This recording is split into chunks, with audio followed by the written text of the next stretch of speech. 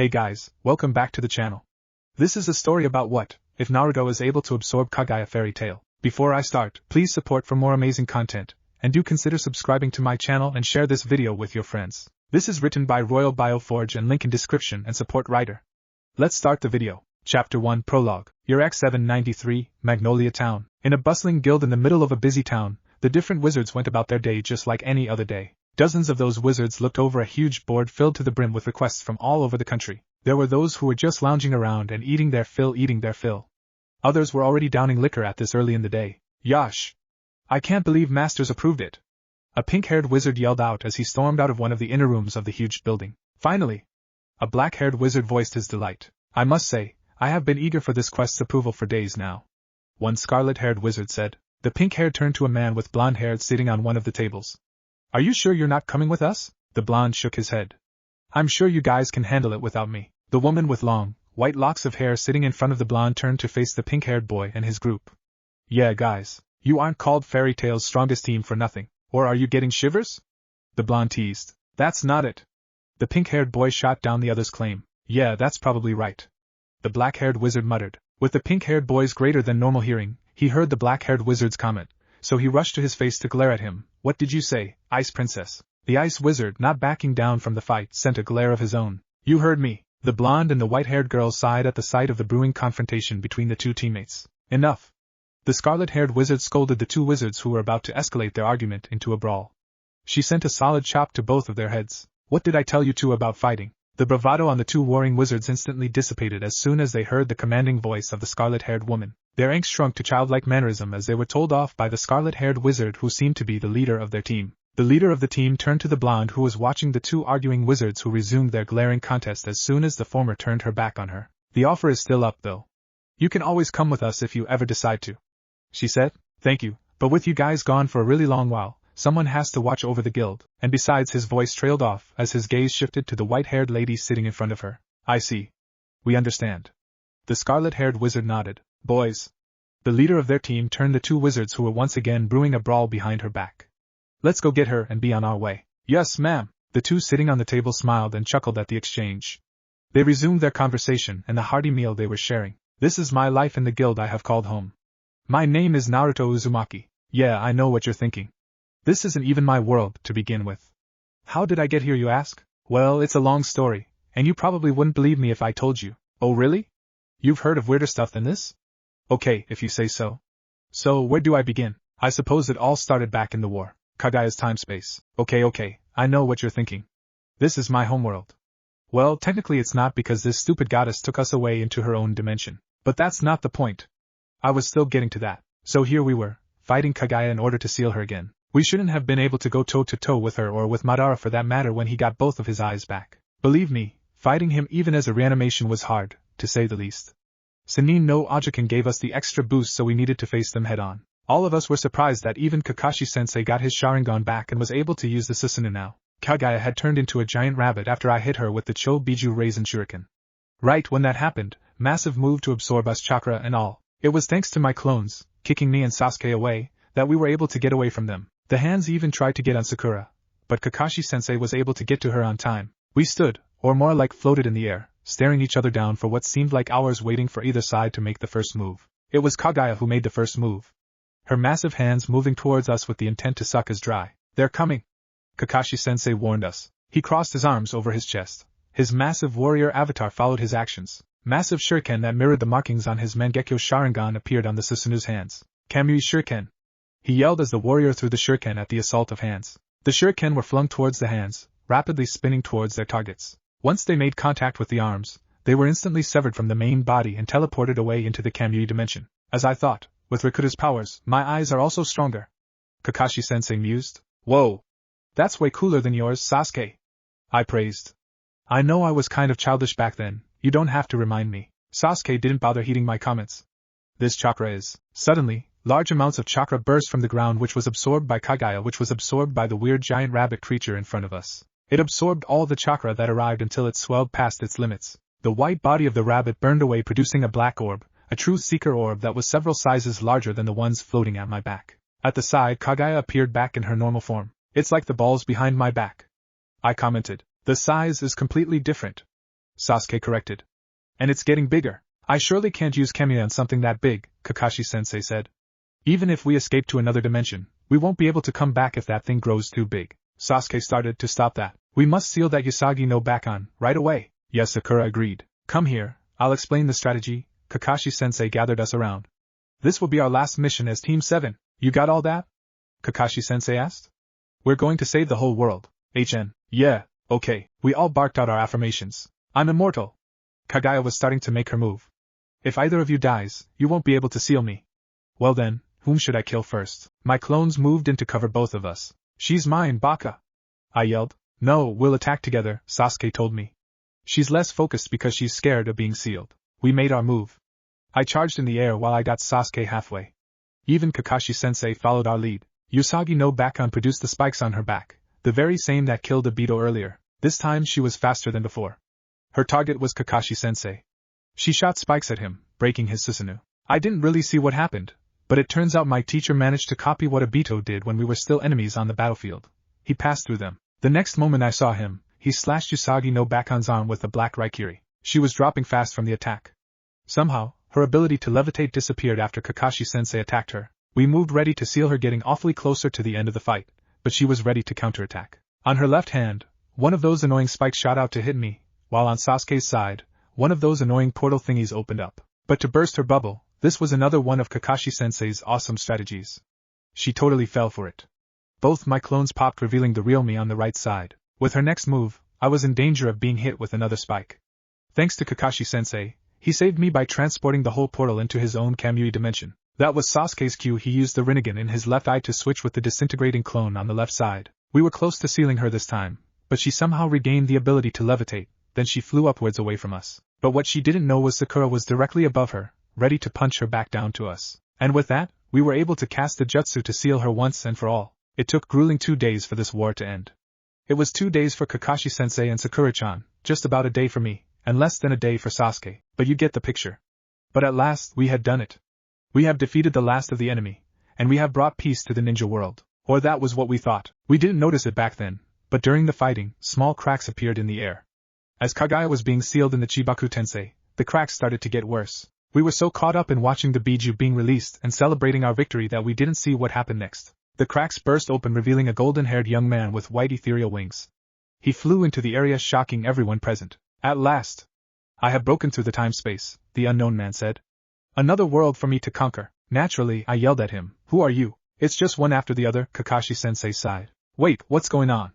Sakura-chan asked. That doesn't matter, lowly human. Your life will be snuffed out anyway. He answered. I growled at him and charged. At that time, my body hadn't recovered and the fatigue was setting in, but we still had to stop him. Behind me, my teammates rallied. We were blasted back by a beam of white light. It was then that we disappeared from the time-space. Elemental nations. The next events were only told to me because I was unconscious at that time. I was only told about this by Sannin no Ajiken and a little girl who I didn't know back then. So, pardon me if I get any of the details wrong. So how did it go again? Oh yeah? In a puff of smoke, we were summoned in the back into our own world. Sannin no Ajiken found the 4 of us passed out, and boy was he surprised by what happened. What is happening? My dad rushed over. I don't know, but Sannin no Ajiken was cut off from his statement when a child's voice spoke up. I believe I can enlighten you of the situation. Chapter 2. Kaguya Otsutsuki, the progenitor of chakra and the goddess that gave birth to the sage of the 6th paths, along with Black Setsu, has finally been defeated despite her near-limitless power and our own dwindling chakra reserves. It was a grueling battle for us to earn the peace that our nations rightfully deserved. We let our guard down believing that everything is over. It turns out, that was a big mistake. I groaned as I was beginning to wake up. My head hurts. Took you long enough, loser. A familiar voice spoke. Wait. That voice. My eyes shot open and he stood up on my feet almost instantly. My eyes immediately recognized that it was the same place that Sannin no Ajiken and I first talked. He was there just like before, but there was another person with us. It was my former teammate, the shinobi I considered my brother despite his betrayal. He was the same shinobi who abandoned the village long ago, but now, for some reason, had a change of heart. Sasuke? What are you doing here? I asked him. I think he would do a better job of explaining it. Sasuke told me in his normal tone. Hagoromo cleared his throat. I am glad you could join us, Naruto. Sannin no Ajiken, what's going on? I inquired, wanting to know about the situation. First things first, I would like to congratulate you for winning the war. You have successfully sealed my mother away and have brought peace to the entire shinobi world. Sasuke merely grunted. That's great, I exclaimed after hearing the news. But if we won, what are we doing here? That's actually the next thing I have to tell you. The sage's voice turned somber all of a sudden. You didn't survive the visitor's attack. Don't tell me I didn't need to finish my statement. It all hit me like a splash of cold water. Sasuke was not surprised at all. It was like he already accepted what happened or was already told about this earlier. All my hopes and dreams were shattered. It was funny though. I trained all my life just to get to this point, only for them to get shot down just because a stupid visitor from another land. I'm sorry, Naruto. It was all the sage could say. But how did this happen? I asked, trying to move on from what Hagoromo had said. If you could remember, after the battle, briefly after you sealed my mother, you fought an unexpected visitor just before we summoned you back to the elemental nations, Hagoromo explained. Flashes of a battle appeared in my mind as I remembered who the Rakuta Sannin was talking about, if you could call that a battle. I frowned. No, that wasn't a fight. He mopped the floor with us. We didn't even stand a chance after our power-ups were gone. Who was he anyway? I believe I can answer your question. Another voice joined us in my mindscape. A child joined us. She had very long, wavy, yellow-blonde hair that reaches down to her feet with a single lock pointing upwards. Her eyes were large and green, had no irises. She was wearing a frilly, pink layered robe with a red ribbon tied in a bow around her neck. Around the chest were 3 blue diamond patterns with 2 blue triangles. On her ears were wing-like adornments and small hoop earrings. Also, for some reason, she was barefoot. Who's the shrimp? I asked the sage. Suddenly, the child's confident demeanor disappeared. Tears began falling from her eyes and sniffles echoed through the walls of my mindscape. I know I'm small, but you don't have to rub in.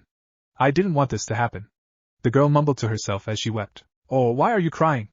I asked as I tried my best to console the little girl. All I did was call you shrimp. I mean, you are small after all, idiot, Sasuke said. I turned to Sasuke. You looking for a fight, huh, Sasuke? No, since we both know that you won't land a single hit on me. My old friend said. Why you? I was about punch Sasuke to prove him wrong, but the little girl's sniffling quickly turned to wailing as the child mourned her short stature. I ran back to her to stop her from crying.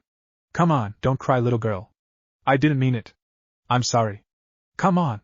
I profusely apologized to get her to stop crying. I turned to the sage. Sannin no Ajikan, Sasuke. Help me stop her from crying. This is on you, loser. Sasuke said as he turned away. The sage sighed. Sometimes you go too far, Naruto. That's enough now, Mavis. Thank you for coming. As soon as he heard him, the girl named Mavis wiped her tears and recomposed herself.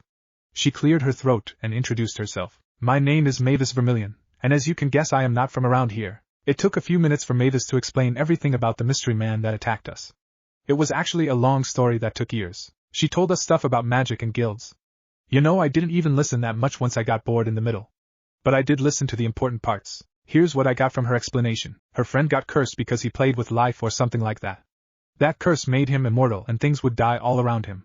Because of this, he wanted to die. In order to do this, he created demons. But things didn't go well for him. He was able to live for thousands of years. This prompted him to reject the world that rejected him and destroy it. So, that's the whole story.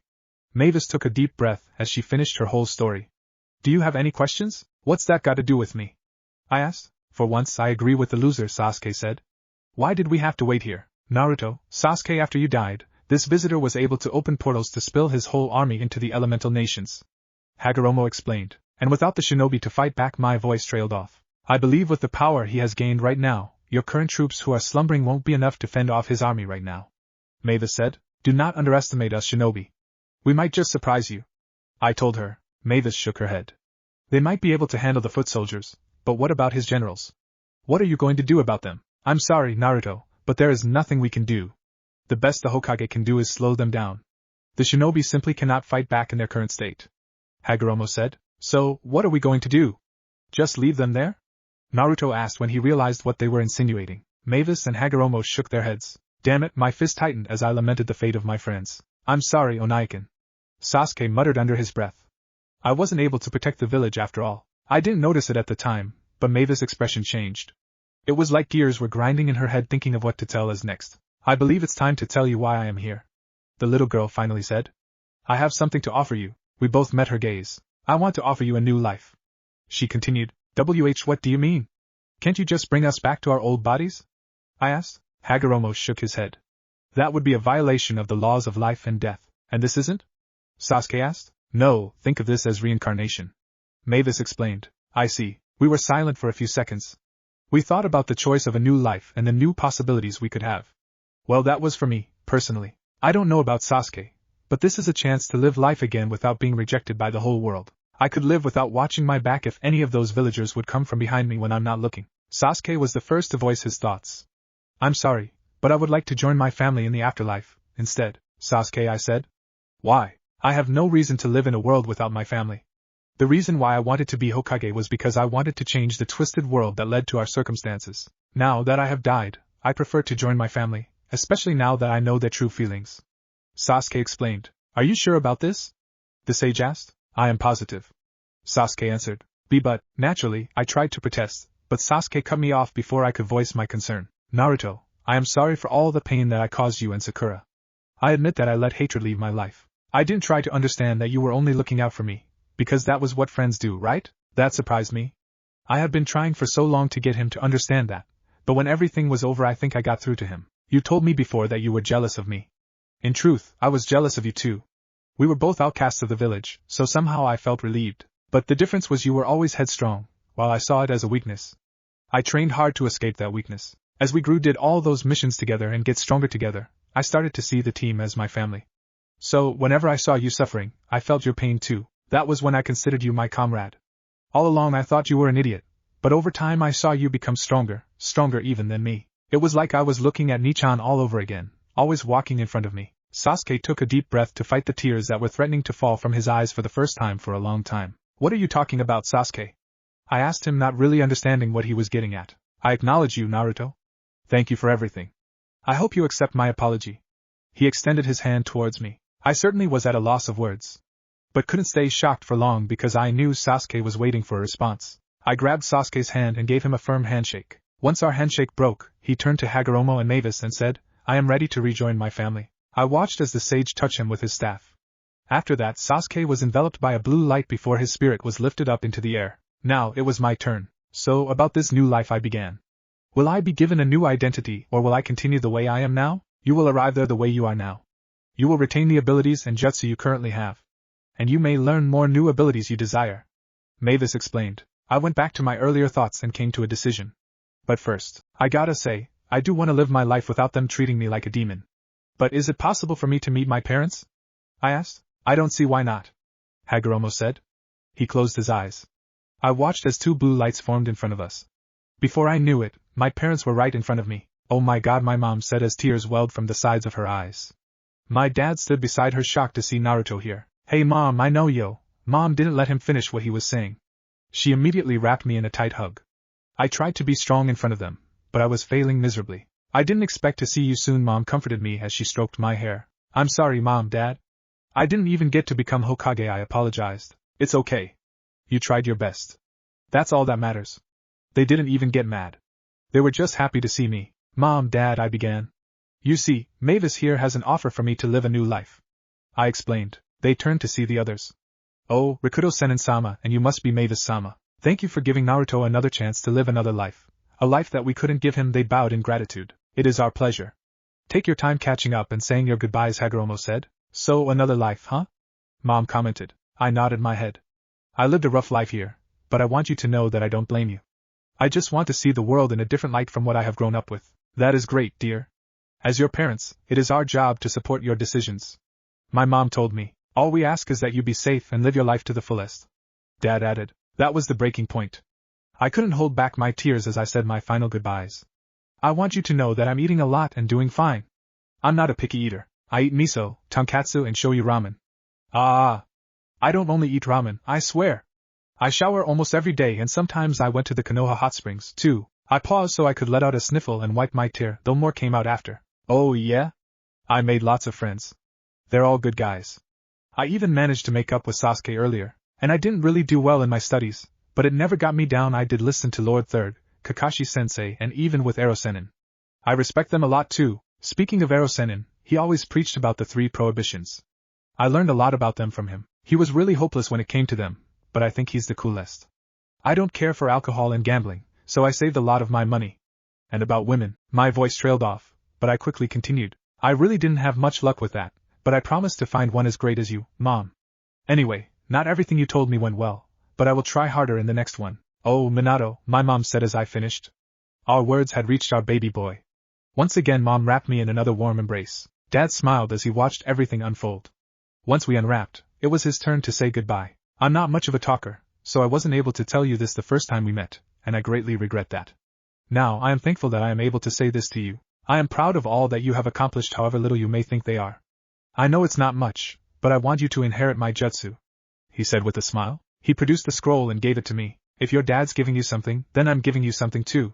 Mom moved forward and kissed me on the forehead. It's my signature chakra chains that I used to suppress Kurama. I know you can't use it now since I hear you two are friends now, but I'm sure you will find some use for it there. Thank you so much, and I love you so much, I said with a sad smile. Mom and Dad gave one final wave as they stepped back. They smiled as they returned my words to them.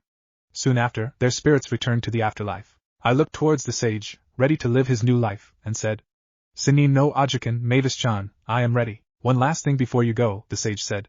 I have a parting gift for you, as thanks for sealing my mother. He touched his the way the sage did to Sasuke. I felt energy enter me as he did that. It would aid you in your journey as you walk through your new life. He said, Thank you, Sinin no Ajikan. I bowed in gratitude. I appreciate it. Now that everything is in order, let us send you to your new life. Mavis walked forward and touched me on my chest. I was enveloped in a warm bright light taking me away to an unknown. When I was gone, the sage spoke up. Is it okay to not tell him why you have summoned him to your world? Mavis nodded. He has lived a tough life here. I want him to enjoy his life there before his role is revealed to him. I suppose that is fair. An unknown location. It wasn't a bad trip to this location. At first, I felt weightless. I didn't see where I was going since the light blinded me as I was whisked away to God knows where. A minute later, I felt the weight return to my body. A headache plagued me as I was thrust back to the land of the living. Once I landed, I stretched. But then, I realized something. Oh. I forgot to ask where they were sending me. I screamed as I berated myself for forgetting to ask about such an important detail. Will you stop screaming? I looked around looking for where the voice came from, but I didn't see who spoke. Can't a Biju recover in peace? There it was again. But this time I realized it was coming from my own mindscape. I entered it to see whoever it was. I was surprised to see 9 towering figures stood around me forming a circle. Don't mind Shikaku, Naruto, Gyuki said. He's just cranky from the headache we all are feeling. Wait, you guys get headaches too? I asked. We rarely get them, Gaki. Matatabi explained. It's just that the way we traveled somehow affected us too, and when we do get them, they are colossal. Koko added. So, hold off on the yelling for a while, will ya, Naruto? Son Goku pleaded. Sorry about that. I scratched the back of my head as I apologized, the way I usually do. What are you doing here? You don't feel like just a portion of yourselves. Pops sent us to help you here, Naruto. Aisabu answered. And that's not all. Kurama's voice trailed off as he channeled chakra through my body. For a moment, my body flickered. My clothes changed into a white, full-length kimono with a pattern of 6 black magatama around a high collar in the front, and a black rinnegan marking with a pattern of 9 magatama arranged in 3 rows of 3 beneath it at the back. On my right hand appeared a black staff similar to the one the sage had. Behind me floated 9 orbs that formed a circle. My eyes glowed red as 3 tomo rotated on my irises. The form only lasted for a second before reverting back to my old appearance. Sinin no Ajas entrusted me with this much power? I asked my friends in the mindscape. Pops trusts that you won't get corrupted by power, unlike his mother, Koko explained. And we are here to guide you through the use of this power, Chome added. Gee, thanks guys. I showed my gratitude to them. Anyway, I'll leave you now to rest. See ya later. I cut my connection from my mindscape, returning me to the physical world. A lot of my questions are still yet to be answered. Without anyone around to ask, I decided to look around. The first thing I confirmed was I was on an island in the middle of nowhere. At any point on the island, I could see a massive tree growing from what I figured was the center. There was lush vegetation everywhere, their colors ranging from yellow to green. There were 2 peculiar rock formations that possessed large formations jutting outward from the ground. Other than strange large animals populating the island, there weren't any other humans. That is until I found a library of sorts. I heard the voice of the little girl again. The same one who spoke with me and the Rikudo Sanin. I commend you for finding this place all on your own. Yeah, I normally am terrible with directions. It was lucky that I stumbled through this place. I answered. So, tell me where exactly are we? You are in Tenrou Island, my home. Chapter 3. In a land far, far away lies the kingdom of Fiore, a small peaceful nation of 17 million, and a place filled with magic, found in every home and sold in every marketplace. For the most, magic is merely a tool, a mundane part of everyday life. For some, however, magic is an art, and they devoted their life to its practice. These people are called wizards. Banded together in magical guilds, they apply their skills in search of fame and fortune. Many such guilds dot the landscape of Fiore, but there is a certain guild in a certain town that soars high above the rest, one of which countless legends have been born. This is a guild that will no doubt continue to create legends well into the future. Its name is Fairy Tail, Or that's what Mavis-chan explained to me when I first set foot on the island. There was a huge library where I could read everything about this world and the magic it contained. It was a new world from where I came from, and since I won't be able to go back to my own world, I had to get used to the things here. One day, she sent me out to the world to pick up stuff. Normally, my trips to the mainland were uneventful, but this one, in particular, managed to leave a mark on me for a long time. As I leaped from tree to tree much like we usually did back in the elemental nations, tremors shook the ground and the trees around me. Naruto, Kurama, my ever-angry-looking partner, spoke from within my mindscape. I sensed something dangerous at 3 o'clock. Be careful. I sensed 2 more signatures with the beast, Kit, Matatabi added. Gotcha. Thanks, guys. I said as I went on to investigate. I guess there's nothing wrong with a little detour. I thought along the way. When I arrived at the scene, true to Kurama's words, a giant beast silhouetted by the shadows of the trees loomed over a young petite girl with short, white hair and blue eyes. She wore a short, dark red dress with a white collar and bow. Upon her arms above her elbows she wore gold rings with a pale pink fabric flowing down from them. On her feet she wore tall, black socks along with brown shoes. He watched as the girl stood her ground with her hands behind her. No, get away from there! An older girl who seemed to be injured tried to stop her. Big brother elf, it's me, Lisa, your little sister, she said with full trust in the beast. Our big sister, Mira, is here too. We're a family, and when times are tough we pull together and work things out. For a moment, the beast regarded her in silence. I was about to sigh in relief, but the girl's actions did nothing to appease the beast on a warpath. It raised its hand ready to knock the smaller girl away. Come on, don't be afraid, big brother, she said with outstretched as if giving the beast a hug. We still love you. Everything seemed to go black as the beast's hand went its course on the poor girl. The injured girl screamed as she was forced to watch as the small girl was about to be swatted away like she was a bug on a windowsill. She watched helplessly as the final blow was about to be dealt with. But the blow would never come. Wasting no time at all, I took that moment to jump into the fray. Just before the massive hands made contact, I appeared in beside the girl, grabbing her from her spot and jumped to safety. The beast's attack missed, causing him to hit a tree instead. What? The older girl behind was confused with what she saw. What are you thinking?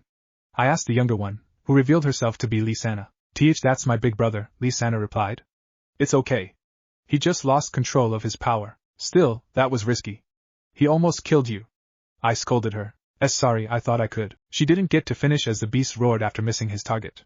It locked eyes on me, the newcomer, regarding me as the new target. Hold on while I make him shut up for a while, I told the two. Don't kill him, the older, injured girl squeaked from behind us. Don't worry, I got this. I waved off her concern as the beast charged us. I faced the beast who had now stalked its way in our direction. His glowing purple eyes glowed as he let out a defiant roar. Memories of the times when I succumbed to Kurama's hatred way back when. He reminded me of myself. Hey, snap out of it, so you and your sisters could go home, I told him in a calm voice. Just like earlier, the beast didn't heed my voice. It raised the tree it knocked down earlier to slam onto me. Kurama's red chakra encased my arm as I effortlessly caught the huge tree. The force of the beast's attack created a shockwave that made the two sisters flinch and the ground I was standing on to crack. Why did I even bother? I knew that didn't work earlier, I berated myself. Fine then. Time to go to sleep. Despite my partner and his siblings still recovering, I couldn't help but borrow a bit more chakra from him. I channeled more of Kurama's raw chakra around my arm, causing it to steadily peel off, revealing a black and red coating beneath. The pressure increased over on my arm, shattering the tree. The beast-controlled elfman flinched for a second, but he managed to recover quickly, raising his hands to hit me. The moment he threw his fists to strike me, I disappeared and reappeared in front of his head. I sent a chakra-enforced kick to the beast, propelling him back away from the ladies. I followed the beast to where he landed. I made it just in time to see the beast returning to its original form, revealing a white-haired teen styled in a messy bowl cut. He was wearing the remains of a black suit and a white shirt. You must be nuts trying to use a power you can't control, I said quietly. I took a deep breath and willed the chakra on my arm to recede itself from my arm, returning it to its normal color. After that, I slid down the small crater that the teen dug with his monster form. I picked him up by the arm and draped it over my shoulder. I took him back to his sisters. When he got back, he saw Lisa examining her older sister's arm. I walked over to them and carefully lay Elfman on the ground. For the first time on that day, I was able to take a good look at the elder of the two sisters. She was wearing a black gothic-looking, overly revealing outfit. It consisted of a dark, skimpy sleeveless shirt adorned with some light curved motifs on the chest, a pair of leather shorts held up by a studded belt with a demonic-looking buckle, and thigh-high boots with stiletto heels, each bearing a skull adorned by a flower on their upper front parts. She was sported a bracelet shaped like a demonic arm around her right wrist, a ring on the same hand's middle finger, and dark nail polish. She let a large strand of her hair cover her forehead freely, and had most of her hair tied in a high, larger ponytail on the back of her head by a massive dark ribbon. I found myself ogling at the girl. Despite her tomboyish personality she projected, I found her attractive. I didn't know it at that time, but thinking about it now, I didn't even see the half of it. But her appearance wasn't important at that time. She was injured and was in need of first aid. Luckily, I had my pouch with me. So, we patched her up the best we could. Thank you for helping us, Lysana bowed. I just waved her off. It's fine. Glad I could get you girls your big brother back. TCH, if you even bothered to ask, I am the eldest, Mira said, nursing her newly splinted arm. WH what? But he's so bigger than me? Yeah, you don't need to rub it in, Blondie. Who are you anyway? I'm Naruto Uzumaki, I introduced myself. That's a weird name, Mira teased. A comically large bead of sweat fell from the side of my face at her remark. Before I could retort, Lysana scolded her. Mira, that's not the way to treat someone who helped us, she said. After that, she turned to me and apologized to her. Sorry about that, Naruto. Mira just loves teasing people. Nah, it's okay. It doesn't bother me, I said. So, what brings you here? She inquired. Just passing through, hee, I answered, scratching the back of my head. Do you live around here? Lysana asked. Why, yeah, hee, I chuckled nervously. Anyway, do you need any more help? We'll be fine, Mira answered with a bit of arrogance in her tone. Is that so? I'll be on my way. Then I started to go on my way. Wait! Lysana shouted, wanting to get in one last word. I turned to face them, more particularly her. I didn't want to stare at Mira, especially in her skimpy outfit. Damn it, Ero-senin. You rubbed off a bit of your perviness on me. Anyway, Lysana bowed her head in gratitude. Thank you again for helping us. Don't mention it. I couldn't ignore anyone in need. I blitzed away through the treetops after that. Back then, I didn't know that leaving them alone was a big mistake. After I left, the younger of the sisters went back and sat beside their brother. Going to pick up That was just one of my exploits. It happened quite a bit of time after I arrived here in what Mavis-chan called Tenrou Island. Before I arrived there, she was lonely. She revealed to me that she was sort of like a ghost. It scared me at first. It brought out old childhood fears I had. It's a legitimate fear, you know. She explained that it was similar to Senin no Ojikan appearing to me. That certainly helped quell the fears I had about ghosts and whatnot. Anyway, after about 2 years of training, I was able to master Dad's jutsu. Funny thing though, while practicing the jutsu I ended up missing the mark by a mile. Well, I wasn't particularly good at learning jutsu. Even back when I was younger, I wasn't particularly good at learning jutsu. Speaking of learning jutsu, don't get me started on learning about the sealing arts that my mother passed down to me. It was a good thing that there was no one else on the island except the giant animal monster thingies, because I caused whole lot of explosions of that island. In addition to that, my partners even taught me their jutsus and how to use their powers. The hardest part of all of this was learning to mold my chakra into the different elements. Oh man, that brought back the memories of learning to use my wind nature. Well, at least I mastered them already. After that, I learned how to sense and store the raw energy in the air. Mavis-chan called it entermango or something like that. It wasn't just me though. Believe it or not, this was the easiest of all the training I did on the island. After learning to sense the magic particles in the air, all I had to do was pull them in. It was basically like sage mode. Learning all of this took me a few years to learn everything. Yeah, I know what you're thinking. I could have sped up the process and all that, but I somehow knew that after finishing training, I would have to leave the island. Well, at a certain point, all good things must come to an end. That's exactly what is happening right now. I hate to let you leave after finally having some company, Mavis said, holding back her tears. But I could never keep you here. You must go and interact with other people. One thing's for sure, Mavis-chan. My hand ruffled her hair. I will surely miss you and your company. I will too, Naruto. Mavis turned her back to me. She couldn't hold back her tears any longer. Now, get going and see the world. I hugged her from behind. Hey, this isn't a goodbye, you know. I can come and visit once in a while. I'll hold you to that. She turned to return the embrace. I never go back on my word, I replied. Now get going. Show the world who Naruto Uzumaki is. Yosh. Meanwhile, somewhere deep inside the island, a smile crept from the lips of a black-haired young man wearing black and tan robes, though he remained in a deep slumber. You play a dangerous game, Mavis. Perhaps he could be the key. Brother, hurry up and get stronger, he said with his eyes closed. A crunch of leaves came from somewhere close to the slumbering young man. An unknown presence glowing with power approached him, yet the man didn't show any signs of sensing him. Oh, how naive of you to believe that you are still capable of dying, the presence said. Soon you will understand that all your planning and waiting will all be for naught. Eventually you will turn into me, but with that man here, you won't be as successful as I. So, the presence left an item beside the man. Farewell, I must take my leave now, he said, then presence disappeared into the trees. Hargenport, TCH, you took your time crossing the oceans. Kurama huffed. What? Why? I asked my partner. You could have used our powers to fly across the oceans to save time, my original Biju grunted. Lighten up, Kurama. Son Goku told his brother off. Enjoy the sights, once in a while. Yeah, Kurama. What's rush anyway? I asked the kitsune. There weren't any sights at all, just plain ocean. Kurama snapped. Relax, Kurama. Naruto doesn't want to abuse our powers. Isn't that right, kid? Matatabi said. Yeah, I chuckled as I scratched the back of my head. I just don't want to get hooked on your powers, you know. If I did, then I am no better than Madara or Yasagi no Bachan. The Biju smiled. They have confirmed that following Naruto was the right choice. When I was back in the real world, I found myself within a crowd of onlookers swooning over a wizard. I walked towards them to see what was going on when I bumped into a buxom blonde girl with a curvaceous body swooning as she walked towards the crowd the same as me. That caused her to fall on her face. She stood up and turned towards me with an irritated look on his face. Watch where you're going, you. She didn't finish her sentence when she saw me. Oh, have I seen you from somewhere? I dunno, I never seen you before, you know, I answered as I scratched the back of my head. Really? 'Cause you seem familiar somehow. I just can't place where. She said. Yes, it's true. I nodded. Anyway, sorry for bumping into you. It's okay. I wasn't watching where I was going there. She said. Anyway, what's all this about? I inquired. Oh, this? It's just a fan club of a wizard named Salamander. Or that's what I heard from the girls. She explained. Oh, a wizard, why say? That caught my attention. After staying on the isolated island for a couple of years, I wanted to discover other people and how they used their magic. It was a good thing Lucy offered. Yes, do you want to go see? Sure, why not? It's my first time seeing the magic here in action. Lucy gave me an odd look as we walked to the crowd. She was about to ask what I meant by that, but she entered some kind of trance. She had her arm to her chest, and she was walking towards the so-called salamander. Lucy, what are you? I tried to stop her, but my senses opened and I noticed a familiar feeling in the air. This is, I grabbed her shoulder and focused my chakra into her. The dazed look on her face disappeared. She looked at me confused at what was happening. When did we? She never got to ask her question as a pink-haired teen burst from the crowd pushing himself to the front. Igneal! He called out. When he got to the front, we watched as the look of excitement vanished from his face as he saw the wizard we were gawking at. Who are you? He asked. If I said Salamander, he introduced himself. Would that ring any bells to you? There was no response. The pink-haired lad wasn't in the middle of the crowd anymore.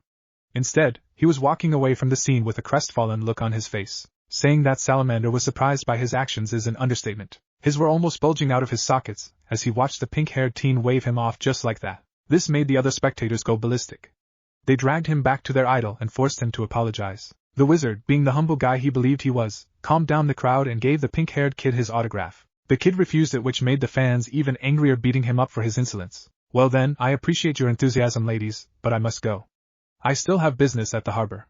He waved farewell to his fans. That was different, I told my new friend. Lucy nodded. By the way, why did you grab me like that? Well, you had a stupid look on your face like you were in love with him, you know, I explained. What? Charm magic?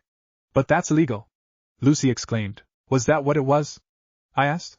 So all those girls must be charmed too. Aha, Lucy confirmed. To think that a wizard from Fairy Tail would go to such lengths. The popular wizard heard this on his way as he stood on the fire he created. An evil smirk formed on his lips as an idea formed in his mind. Fairy Tail? Guild? I asked her. Yeah, they say Salamander is part of the Fairy Tail Guild. Why? I see, I said while I stroked my chin in thought. Say, tell me more about guilds over some food. I'm getting hungry, you know. As if to confirm my statement, my stomach growled out loud enough for people nearby to it. Well, I suppose Lucy relented. I do owe you after you freed me from that spell of his. What are we waiting for then? Let's. A groan stopped me from completing my sentence. The pink-haired teen stood up and stretched the kinks out of his joints. He totally didn't look like he was beaten up by the fans in any way, shape, or form. I think we should take him too, I suggested to my fellow blonde. Why? It's not like we have to. Lucy sounded unsure. Yeah, but I feel bad for him after getting beat up by the fans, you know, I said. Fine, let's go then. Line break. At a diner in the same town, Lucy was on a roll as she talked about the guilds in Fiore.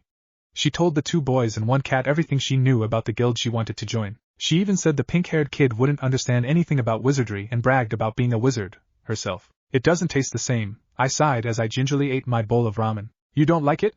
Lucy asked. It's not that, I said. I just missed the ramen back at home. So, you're not from around here, huh?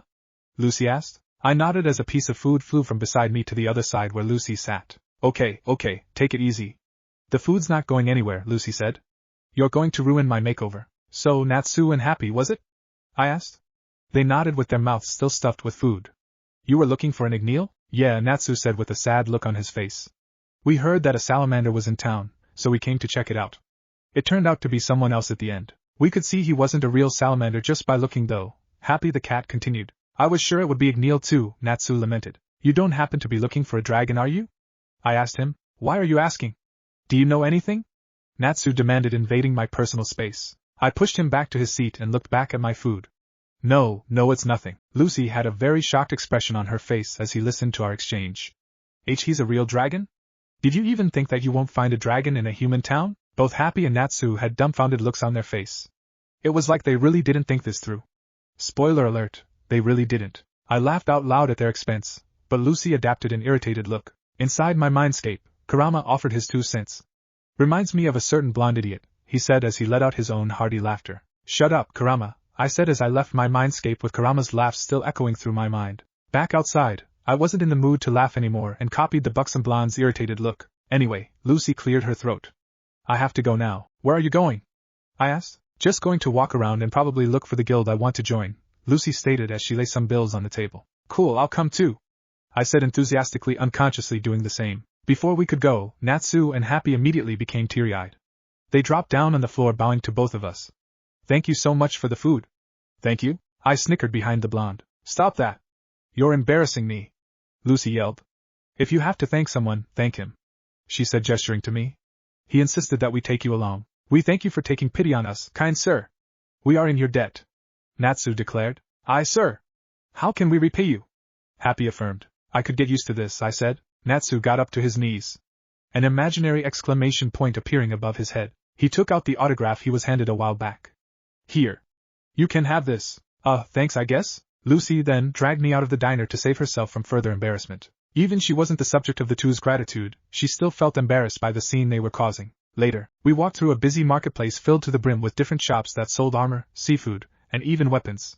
Lucy was walking beside me reading a magazine. I think she called it Sorcerer Weekly. It was a journal for wizards. Fairy Tail is creating problems again, Lucy said, her eyes not leaving the pages of the book. Why? What did they do? I asked her. It says here that they brought down the Devon Bandit clan, but not without destroying 7 private homes in the process. She read the article from the magazine aloud. Naruto winced. You said again? So this isn't the first time they did that? Yeah, Lucy nodded. I hear they constantly get in trouble with the council. As she said that, we stopped by a blacksmith shop where I had some kunai forged. You must be a really amazing wizard to get in Fairy Tail, Lucy complained aloud. If that's the case, how do I get in? That's the guild you said earlier that you wanted to join? I asked. Lucy nodded. Looks like my chances of getting are slim, though. We can go and try anyway, I offered. We? So you want to join? I didn't figure you as a wizard, Lucy said. A comically large bead of sweat dripped from the side of my face. I get that a lot. Our conversation was cut short when a familiar smooth voice spoke from behind us. Ah. The lady from earlier. It's a good thing I found you. I didn't know you were an aspiring wizard of my guild. Lucy and I turned to see the salamander from earlier. You. Lucy pointed a finger at him. You won't charm me again. Yeah. That's not cool at all, I added my 2 cents. Good thing for him that there weren't any other people right now except the blacksmith. Relax, that's only used for the show. If you want, I won't use the magic right now. I just have an offer for you. Salamander offered his hand to Lucy. We don't want anything you're offering, right, Lucy? I refused. Yeah. Not from a disgusting guy like you, she added. Oh, really? He smirked. Even a chance to get into the guild? We were both surprised by what he said. You can really get us in the guild? He looked at me with a distasteful look. Not you though. The likes of you don't have what it takes to join. I frowned. Okay, now run along now you, he told, then he locked his arm over Lucy's shoulder and led her away. If you'll excuse me, I'll show my new guest to the guild. I watched them leave. Lucy looked like she had stars in her eyes as Salamander led her away. Something here smells fishy. Chapter 4. So he took her there, huh? I said as I eyed a tiny speck from afar. From my side, a conversation of some girls that I recognized from earlier made me look towards them. Look! That's Salamander-sama's yacht. Oh. I wanted to go to the party too. I shook his head. What is it with fangirls anyway? I thought to himself. Come on. Haven't you gotten used to it after being with Sasuke? A deep voice from inside my head answered. No. I haven't, They're like, oh, he's so handsome. Oh, he's so cool, Blee. I mocked inside his mind. Maybe he's just jealous. A certain one-tailed tanuki cackled from the same mindscape. I am not you, I began my retort, but I struggled to think of the other's name. What's your name again? Now, the tanuki began screaming obscenities at me for not remembering his name. His siblings struggled to hold him back as he wanted to pummel from inside my mindscape. But then, I sensed a familiar presence approaching. Hold that thought, guys. Back in the real world, a familiar pink-haired young man trudged through the streets as he nursed his comically large abdomen. Bwah! I am so full. The pinkette sighed out loud in content. Aye, sir. The small blue cat said. The pinkhead's nose twitched like he recognized a familiar scent. This smell. Hey, Naruto! Happy greeted. Nice seeing you around again. Well, if it isn't Natsu and Happy again. I said. What are you doing here? Natsu asked. Aren't you supposed to be with Lucy? Well, she went with Salamander into her yacht, I answered, pointing at the small speck in the ocean. He said he's taking her to Fairy Tail, you know. What did you say? Natsu asked with a dark look on his face, while Happy adapted a surprised look on his face. I said he's taking her to join Fairy Tail, I repeated. Why? Is something wrong? That bastard, that was the last thing Natsu said before he told Happy to fly him to ship, leaving me behind. Salamander's party. The yacht blew its horn as it sailed through the seas. Inside there were a lot of ladies all dressed elegantly as they enjoyed a party thrown by a dark blue, spiky-haired man. Among these lovely ladies was a certain buxom blonde girl. Currently, she was sequestered in a room with the owner of the yacht. Lucy, huh? Such a nice name. The blue-haired man praised. Thank you, Lucy answered with a big smile on her face. She opened her eyes and asked, Don't you have other guests? Never mind them, he waved off her concern. The only one I am interested in is you. He then broke into a long monologue about Lucy's lips and wine, or something like that. How am I supposed to remember? Lucy only told me what happened. She cringed at the creepiness factor that the blue-haired wizard was presenting with. He snapped his fingers and droplets of wine floated over towards the blonde's lips as if they were solid. Lucy's eyes widened as she sensed something fishy in the wine, but it was too late. The wine was already in her mouth, broken into liquid, and entered her system. She stood up to confront Salamander. What is the meaning of this? She asked, no longer amused. The wine is drugged, isn't it? Salamander walked forward. Do not worry, my little Lucy. I assure you will have the time of your life. Stay away from me. Lucy waved her hand forward, but her vision was getting blurry. Just give in, already? You won't regret what I have planned for you. He winked at her. The blonde fell back down to the couch behind her. Her body was getting heavier. She couldn't even lift up her arms. Salamander reached over to her thighs. The sound of metal clanging to each other sounded when he moved her skirt. He picked them up to reveal gate keys. Oh, I see you're a wizard yourself. No matter, you wouldn't need this anymore. Why is this happening? It can't be, Lucy lamented her fate. Well then, let's get started, shall we? Salamander said as he readied himself for a time of his life. What's this? His night was ruined when a crashing sound broke him out of his mood. A familiar pink-haired wizard tore through the roof, landing in the middle of the room with a determined expression on his face. You're that kid from earlier? Salamander said in surprise. Natsu, Lucy weakly said. As soon as he landed on the ship, all the bravado was replaced by a greenish hue of seasickness. No good. I can't take it. Lucy was momentarily broken out of her spell by Natsu's antics. Hey! What's with you all of a sudden? What's this? Where did you come from, kid? Salamander asked the kid, but he was ignored due to his condition. No matter. The way you are now, you won't pose a threat to me. He waved him off. Suddenly, a golden flash lit up from behind him, followed by a familiar voice. Geez, Natsu. Here I thought that you could handle yourself, you know, I said. And Naruto? Lucy groggily said. How did you? No time to explain. Let's get you out of here. I said. Wah. I placed a hand on Lucy's shoulder, and we disappeared in a flash. Back in Harjan Port, an oddly shaped kunai was embedded onto the ground on the port. Seagulls were eyeing it weirdly, not knowing what to make of it. They were startled when a golden flash appeared beside the kunai. How did we get here? Lucy asked when she realized we weren't in the yacht anymore. It's my Jew. I cleared my throat, almost slipping there. I mean, it's one of my spells. You're a wizard too? She asked with a shocked look on her face. Why? Don't I look like one? I asked back. No, it's not that. Lucy's voice trailed off, thinking she offended me. She decided to change the subject. Will Natsu be okay? Well, an explosion came from the yacht, catching the attention of everyone in the port. I can't believe Salamander tricked me into going to his ship. Lucy complained. You should have seen the look on your face, Naruto joked. Anyway, we have to get those other girls back to shore, Lucy said. Happy flew down from the sky to greet them, holding some keys. How'd you get here so fast? Magic, I answered. Lucy gasped, giving Happy no time to comment. My keys, these are yours? Happy asked. She nodded her head in glee as the flying blue cat handed them over. I thought I would never get them back after that creep took them away. I found them lying on the floor. I figured they belonged to you.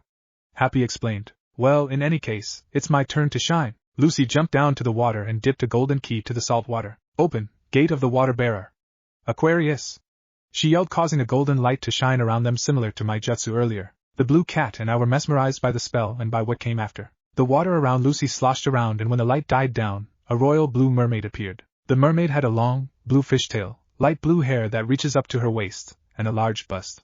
Her eyes were blue and seemed to have no pupils. She was wearing a revealing dark blue bikini top, and on each arm, there was a golden armlet and bracelet. There was a circlet, 3 piercings on her tail, and a golden belt around her waist and light blue crystal earrings. A dark blue tattoo was drawn right under her collarbone. She was wielding an urn which I figured she uses to channel her magic. Lucy was feeling pretty proud of herself for what she did, not to mention the awe that I and Happy was showing her. You like what you see, boys? Lucy asked aloud. I'm a celestial wizard. I use keys to open gates to summon spirits to help me in battle. Now, Aquarius, help me get that ship to shore. TSK. Aquarius clicked her tongue, causing the look of awe to disappear from our faces. Her spirit doesn't even listen to her, Happy whispered to me. Yeah, why think she could do something if all her spirits are like that, I said back. No, no, no, Lucy said, flailing her arms around. What are you mad about this time? Shut up, little girl, the mermaid said. Listen here, girl. The next time you drop my key, I'll kill you. The confident expression on the buxom blonde's face disappeared. Sorry, Happy and I looked at each other and shook our heads. The spirit took this moment to gather magic onto that urn of hers. A huge wave formed at the spirit's command, washing away everything in the water's path, including Lucy and the cat. Where'd I go, you ask? Well, I teleported away before the water could hit me. The yacht flew into the harbor past the shore, digging through the sand in its wake. Why did you have to get me to? Lucy complained to her spirit. Happy's head dug out of the sand, dripping wet. That was messy. A golden light lit up close to them, startling everyone in the vicinity. Geez, Lucy. That was excessive, you know. Aquarius gave me a look that I've seen somewhere before. She turned to Lucy, saying, So, you've gone and gotten yourself a man. That's. Lucy struggled to form her words. She dragged Lucy towards herself with an arm around her neck. I must say, I can't help but feel jealous to you with the catch you got. Aquarius continued, but he's not my. It's okay. I understand. The spirit gave her a pat on the shoulder. But I'll tell you this, if you tell my boyfriend about this, I'll kill you. We don't even know who your boyfriend is. Lucy snapped. Then that's good for you. I don't have to kill you. Now, if you will excuse me, I have to meet my boyfriend. Good luck with yours. Aquarius said goodbye. How many times do I have to say that he's not? She said to no one in particular as the royal blue mermaid already disappeared. Oh, you love. Happy began to tease, only for Lucy to throw a rock to the cat, cutting him off. TSK, no one's listening to me today, Lucy said. I stood there clueless about the conversations happening around me. I do not know what is going on, you know. What's happening? Don't start Naruto, Lucy warned.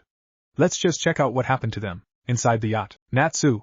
Happy yelled as we burst into the room that we were in earlier. The pink-haired young man stood there staring off the wizard named Salamander with his goons standing around the two. Clobber him, Salamander ordered. I should help him, I said. Natsu can handle himself, Happy said. He's a wizard too? What? Lucy was surely surprised. I just shrugged and decided to watch the events unfold. Natsu tore his sleeves that were torn from their fight earlier and spoke up. So, you're a fairy tale wizard? Salamander's goon stopped as he spoke, and an evil smile graced the blue-haired fire wizard's lips. He decided to humor the pinkette. Yeah, what about it? The pink-haired wizard sported a look of rage. 'Cause I'm from Fairy Tail and I have never seen you in my life. Lucy was shocked to say the least, while I was amused by the situation. Two of the goons were knocked by Natsu in his rage. The remaining goons backed up in fear as they saw the emblem plastered below the pinkette's shoulder. That symbol. What should we do? Bora-san, he's the real deal. Idiot. The now named Bora scolded his henchman. Don't use that name. He turned to Natsu. As for this fellow, he won't last long with me. He was blasted by the blue-haired wizard, engulfing him in a massive conflagration. Bora smirked and seemed pretty proud of himself. Gotta help him. Naruto moved to aid the team. Happy held a hand in front of Naruto, which made the blonde male look at him oddly. But he's in trouble, Naruto said. The blue cat only shook his head and pointed at the flames. The blonde looked again. From inside the roaring blaze, a man's eyes seemed glow and glare at the attacker. Just like that, the flames started to swirl like water being sucked into a drain, and that drain was Natsu's mouth. When all the fire was consumed, Natsu was revealed to be unscathed. This came to a huge shock to Lucy and Bora, and huge intrigue to me. Geez, are you really a fire wizard? He said as he wiped his mouth clean, just like he just finished an actual meal. Your fire tastes horrible, but thanks for the meal anyway. Here I go. Fire dragon. Magic started gathering in the form of fire around Natsu's mouth as cocked his head back. It can't be. One of the henchmen finally recognized the pink-haired kid. What? What do you know? Bora asked. He's the real Salamander, he answered. Behind Bora and his henchmen standing at the door, Naruto perked up. I think he's gonna wreck the place. Roar! Fire streamed out of Natsu's mouth, engulfing everyone in the current area. Unfortunately for me and Lucy, we were standing behind Bora and his men who had their backs to the door. No one saw it at that time, but before anyone knew it, I closed my eyes for a second. When I opened them, a familiar ripple pattern which nobody noticed at the time. As the flames approached up, a look of horror made its way into Lucy's face. No, Natsu! We're in the... It was too late. She took the blue cat in her arms and braced herself for the inevitable. Boom! Lucy opened her eyes to see that she was unharmed from the whole ordeal. Everything behind them was free from damage, but everything in front of them was burned away from Natsu's attack. Happy broke free from Lucy's grip and looked at her in awe. Lucy, it can't be, he said with eyes lighting up. You're a fire dragon slayer too? No, cat. I'm a celestial wizard, Lucy scolded. Happy turned to Naruto. Then, you're the dragon slayer? Sorry bud, hate to burst your bubble, but no, I answered. Then, how are we not burnt to a crisp? Happy asked. The heavens have not forsaken us yet? I suggested. Happy shrugged and accepted my answer. I guess that makes sense. It clearly does not. Lucy yelled at the cat. Just then, the sounds of metal clopping on the pavement could be heard approaching the pier. Just that sound alone caused Happy and Natsu to panic. Oh no! It's the army! They said, running, in Happy's case, flying, away only to be blocked by more soldiers. What is all this mess? The one wearing knight armor asked. The other soldiers broke away from the group and started investigating the area. Boss, it's the wanted wizard, one of the soldiers reported. I decided to take the advantage of that. It was them, sir, you know. Lucy was a bright girl. She realized what I was trying to do and chimed in. He's right, sir. They kidnapped the girls and was taking them to Bosco. I looked at her oddly surprised at the revelation, but Lucy elbowed me in the arm reminding me to not look suspicious. Ow, I nursed my arm, but I recovered quickly. I mean they kidnapped everyone with seduction magic or something like that. And all this destruction? He asked, gesturing over towards the wreckage the yacht caused. It was the kidnappers, sir. Lucy explained, sounding like a damsel in distress. Natsu here rescued us. They tried to take over but they ended up crashing into the port. I tell you I tried my damn hardest to hold in my Snickers, so I won't look suspicious to the army. Is that so? The platoon leader said. I'm sorry for the trouble they caused you. He turned to his men. Take them away? Yes, sir. The guards let go of Natsu and immediately placed Bora and his goons on handcuffs. Natsu looked confused when the guards let him go. You fairy tale wizards, be careful not to cause any more damage, one of the guards told him. Natsu vigorously nodded his head and ran towards Naruto and Lucy. They watched as they loaded the criminals into their carriage. When the army left, Natsu turned to us and said, So, Lucy, I heard you wanted to join Fairy Tail. Yeah, I'm bummed I almost fell for his join Fairy Tail nonsense. Lucy sighed. Now I don't know if I'll ever be able to join the guild. Follow us then. Natsu offered. Where? I asked. Happy floated down from somewhere and answered, Where else? To Fairy Tail. Lucy had a dumbfounded look on her face. You two are Fairy Tail wizards? Here we go again, Lucy, you know, I shook my head at her in teasing. First, you thought they weren't wizards. Now you're implying that they don't look like they belong in Fairy Tail. No, Lucy waved her arms in front of her. It's not that. Just messing with you. I chuckled. Lucy fumed and punched me in the arm. Baka. Oh. Okay. I'm sorry, you know I nursed my arm. I don't think they won't take it the wrong way, right guys? The smile disappeared from my face as I saw that they weren't even listening to our banter. Once again, the green hue returned to Natsu's face as soon as he realized he was standing on a yacht. The ship's not even moving anymore, Lucy said, scolding the two. Yeah, Natsu, we're back on solid land already, the floating blue cat chimed in. I know, Natsu croaked. But still, Happy sighed and carried the pinkette back to the pier. As soon as the blue cat sat him down, his nose twitched and the color returned to his face and the liveliness his demeanor. Who? I don't feel sick anymore, Natsu cheered. But how is that different from over there? Lucy questioned. Sure, don't stress yourself out, I told her as I offered a hand to help her out of the wreckage. Inside my mindscape, a familiar voice of a particular two-tailed cat Biju spoke, saying, She can be a good mate, Naruto-kun. I ignored her and focused on the lady in front of me.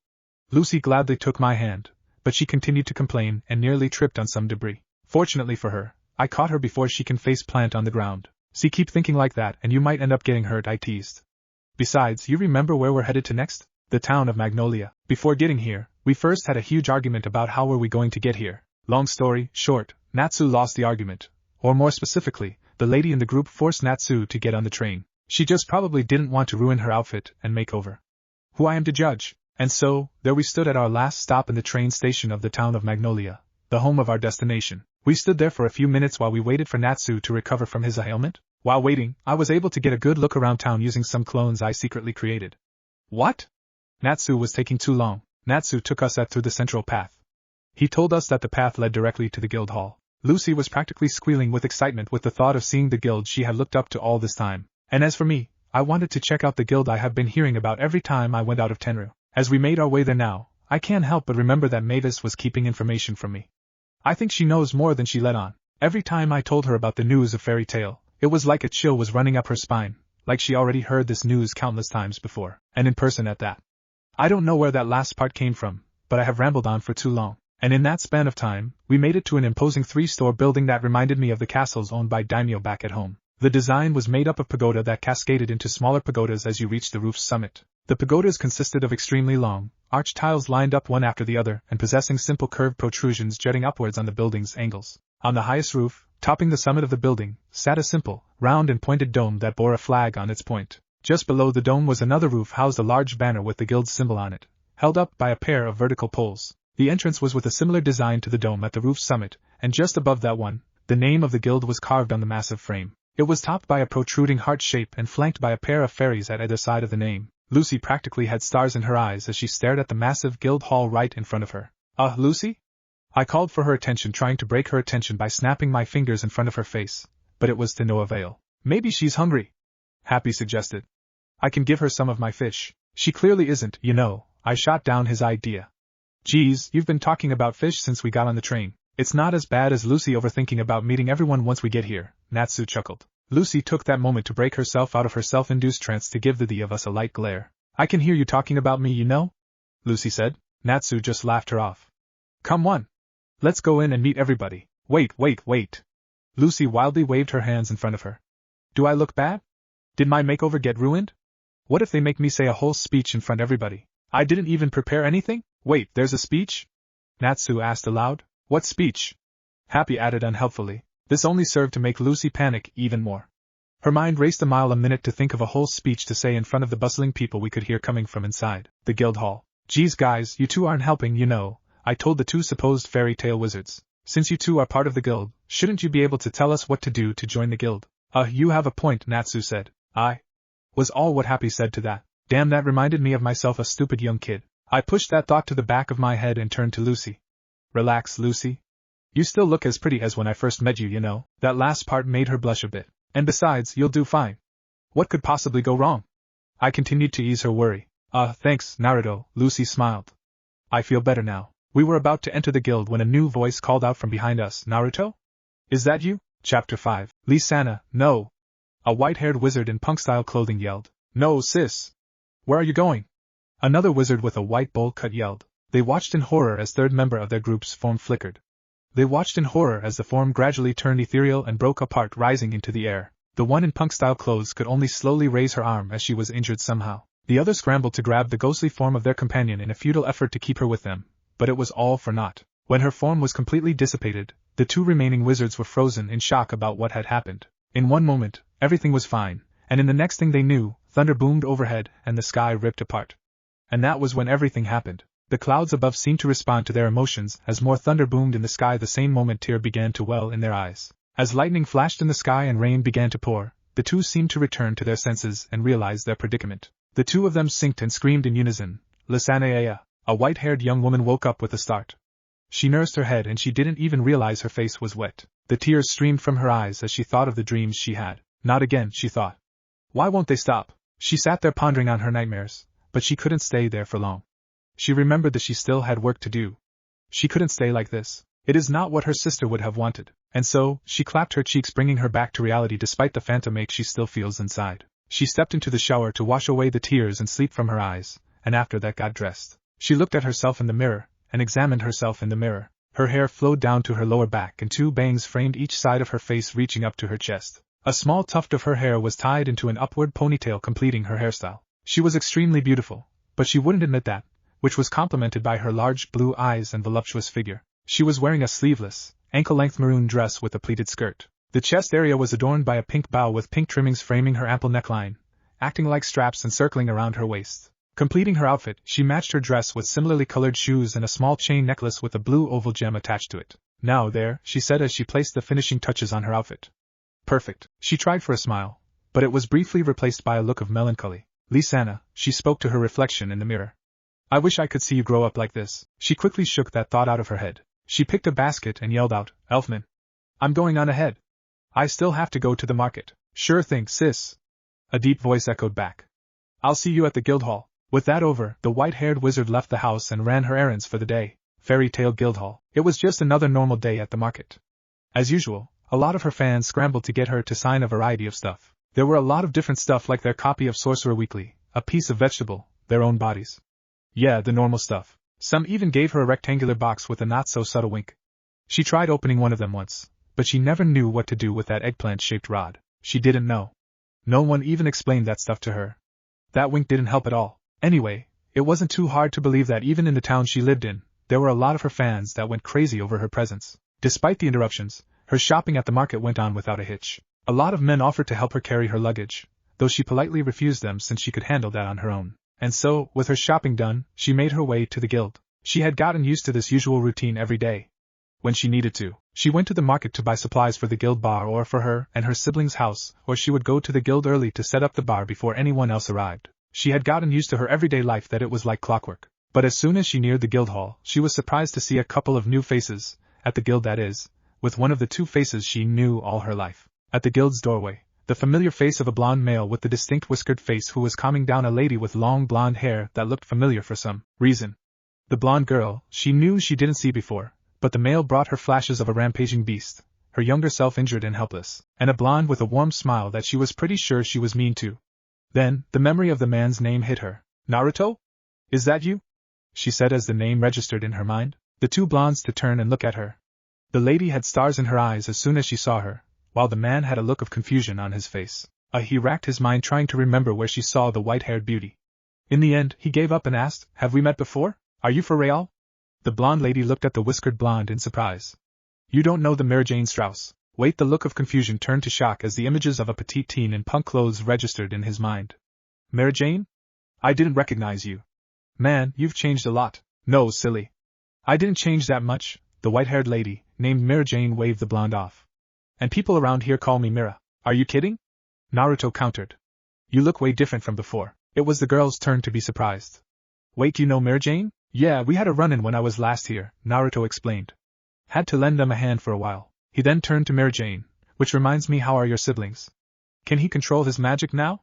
And did Lisana change as much as you?" That last part made the mood drop all of a sudden. The jovial expression disappeared from the white-haired mage's face. Sensing he touched a sore subject, Naruto was quick to apologize. "I am sorry. Was it something I said? Is something the matter?" Lucy asked. "Lisana disappeared not long after you left," stated Mira as she struggled to hold in her tears, the thought of her nightmares returning. Naruto only grew to shock. "But you said everything was okay." He balled his hands into a fist. He felt like all that training and all the gifts the Rikudo Sennin gave him were useless if he couldn't use them. But then, Mira tried to stay strong. She pushed her feelings to the side and tried for a smile. "It's okay, Naruto. I'm the one who sent you away." "Are you sure?" Naruto asked. He really made sure to ask. He knew what it felt to lose someone close to him, and if it weren't for his friends he wouldn't get out of the depression. Mira waved him off, wiping the tears that formed on the side of her eyes. "I am sure. She won't like it if we grieve for too long. She'd want us to be happy." "All right. If you say so." Naruto released his grip and reluctantly let the topic go. Lucy, the blonde-haired lady beside Naruto, tugged at his shirt. "What's going on? What were you two talking about?" "Tell you later if it's okay with Mira," he said, glancing at the white-haired beauty who subsequently waved him off. So Mira said, desperate to change the subject. "What can I do for you two?" "Well, Natsu here." Lucy gestured over to the pink-haired wizard who was with them just moments earlier only to find no one there. "Wait, where'd he go?" Naruto shrugged. What answered her question was a small explosion coming from the inside of the guild, and the subsequent cackle of the pinkette in question. Lucy's sweat dropped at the scene. "Does this always happen?" she asked. "Won't the guild master get angry that they trashed the guild?" "Oh, this is perfectly normal," Lucy said nonchalantly, causing Lucy to sweat drop even more. "Master usually allows this to happen." Lucy decided to push the thought aside for now and state their purpose for coming here. So anyway, Naruto and I," she began, gesturing to Naruto, who gave a small wave. "We're wondering if we could join the guild." "Oh, then, you've met the right person," Mira said enthusiastically. Lucy frowned a bit. "But won't we need the guild master here to approve new members?" "No, it's fine," Mira waved off her question. "Master isn't picky about who he lets in the guild. So, he lets me handle the applications." "Cool," Naruto said. "What do we need to do?" "Oh, that's easy. Follow me," Mira said as she entered the guild into the chaos. Lucy and Naruto followed suit. Nobody paid them any attention. The carnage only continued despite them entering the building. They were walking unharmed so far when a rouge bar stool flew in their direction, and it was heading straight for Naruto. Years of training and experience made his reflexes react, catching it without any trouble. All around them, the carnage continued. They were acting like nobody was about to be hit by a rouge bar stool while minding her own business. What caught their attention though was the new heaviness in the air and subsequent drop in temperature. "All right," Naruto began, his expression not amused one bit. "Who's through that? What's it to ya?" A random voice amidst the sea of eyes asked aloud. Who are you supposed to be? Me? Naruto said. A golden aura began brewing around him. Everyone stared at him without a care. Clearly, the show didn't scare them one bit. And Naruto? Lucy said. Don't tell me you're going to join in as well. Naruto didn't say anything as the golden aura persisted. This was nothing to the wizards gathered in the guild hall. Well, that is until the golden aura expanded and grew into a giant whose head easily reached the beams of the guild ceiling. This was what got their attention as some of their faces went pale white, while others gulped. Only a particular pink-haired wizard cackled, proclaiming his victory. Then, the giant spoke. You idiots! Oh, hey master, Mira said in a sweet voice. When did you arrive, master? Lucy yelled in shock. Your master's huge. The giant ignored the comment, and instead focused on the cackling wizard. His fist descended upon him, and flattened the pink head, silencing him, his action sending fear up the spines of those who were watching. With that done, his gaze shifted to the two blondes that were in the building. Newcomers? He said. The giant rumbled, then began to shrink, and in his place stood an extremely short elderly man with black eyes and balding white hair, along with a thick white mustache on his face. He was dressed in a casual manner consisting of a white shirt with the guild logo in the middle underneath an orange hoodie, paired with matching orange shorts. Completing his attire was an orange and blue striped jester hat that covered his balding hair. Nice to meet you too, he greeted the two blondes. Excuse me for a moment. It seems as though the dwarf of a master's height was only for show, as his powerful legs made a powerful leap that made him reach far up into the guild crafters. The master was cool. Oops, never mind. He miscalculated the force to use to jump, making his back impact on the rafters, but I gotta hand it to him. He did make a quick recovery and caught himself from falling. Despite his misstep, none of the wizards in the building broke out in laughter at his misstep. Seemingly, he is the only one who the wizards feared. For Naruto, it took incredible amounts of self-control for the blonde to reel in his laughter, but in his mindscape, well, let's just say that it was a different story. Anyway, the master nursed his back, the part that made contact with the rafters, and thought, I'm getting too old for this. He scanned the crowd and began a sermon. You've done it again, fools! Look at these documents I received from the council. He waved a stack of papers in his hands. He raised them to his face to read, and began listing off the shenanigans the guild members had gone through. First, great good job on sweeping out the smuggling organization, but you walked around town naked afterward and ran away with the underwear that was left outside to dry. Elfman, you were at an escort mission, but you assaulted the VIP. Kana, why did you drink 15 barrels of alcohol and charge it to the council? Loki, you flirted with Councilman Reiji's granddaughter. And a talent agency is demanding we pay them compensation too. Natsu, you're the worst of all of them. You destroyed the Devon thief family, but you also destroyed 7 houses that belonged to the townspeople. You leveled a historic clock tower in Tully village, burnt down a church in Frisia, damaged parts of Lupanus Castle, collapsed Nizuna Ravine Observatory, stopping their operations, and the master narrowed his eyes. What he said next surprised everyone in the building. Surprisingly, congratulations on stopping Bora's slave organization, without much damage to Harjan Port. I don't know if I'm reading this right. Really? Natsu didn't destroy the port? Is that really Natsu? Those were only some of the murmurs that were heard from the guild members as the master read the report. Anyway, that's one less of your blunders, Natsu. Now, the rest of you. Alzak. Levi. Kulov. Redus. Warren. Biska. Makarov sighed after reading the names and the destruction they caused. Honestly, you lot will be the death of me. Don't you know that the council is breathing down my neck every time wreckage comes from your wake? Remorse was seen on the faces of the wizards present as the old man on the rafters shook in anger. Naruto and Lucy couldn't help but feel sorry for them, but the wizards looked at him in shock. They were expecting a tongue lashing, but it looked like there was a change of plans. I say screw the council. He continued, igniting the papers he had on hand and throwing them on the ground for a pinkette to catch and have as a snack. Listen up. Any power that surpasses reason still comes from reason, right? Magic isn't some miraculous power. It is a talent that only works when the flow of energy inside of us and the flow of energy in the natural world are in perfect synchronization. To perform magic, one must have a strong mind and the ability to focus. The master said, It kinda works like chakra, don't you guys think? Naruto asked his companions inside. Not really, Kurama answered. It's closer to your sage jutsu, Gyuki confirmed. Oh, I see, Naruto pondered it over. That sounds about right. Back in the outside world, Makarov continued. If you allow yourself to be bound by these rules, then your magic will never progress. Don't let those blowhards in the council scare you. Follow that path you believe in. 'Cause that's what makes the Fairy Tail Guild #1. Cheers broke out among the Fairy Tail Guild. Everyone raised their arms in the air with the pointer and the thumb extended, the rest of their fingers flexed, and the back of the palm showing. It was a symbol proclaiming their status to the whole world. Lucy had a look of delight on her face as she watched the cheers of the wizards around her. Then, her gaze passed over Naruto, who had his head down. What's wrong, Naruto?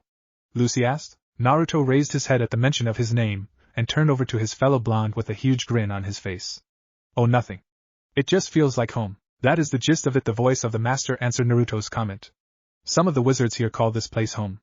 To some, this is the only family they have. This place is open to anybody who seeks refuge. That sound nice, Lucy said. I believe I haven't introduced myself, the master said.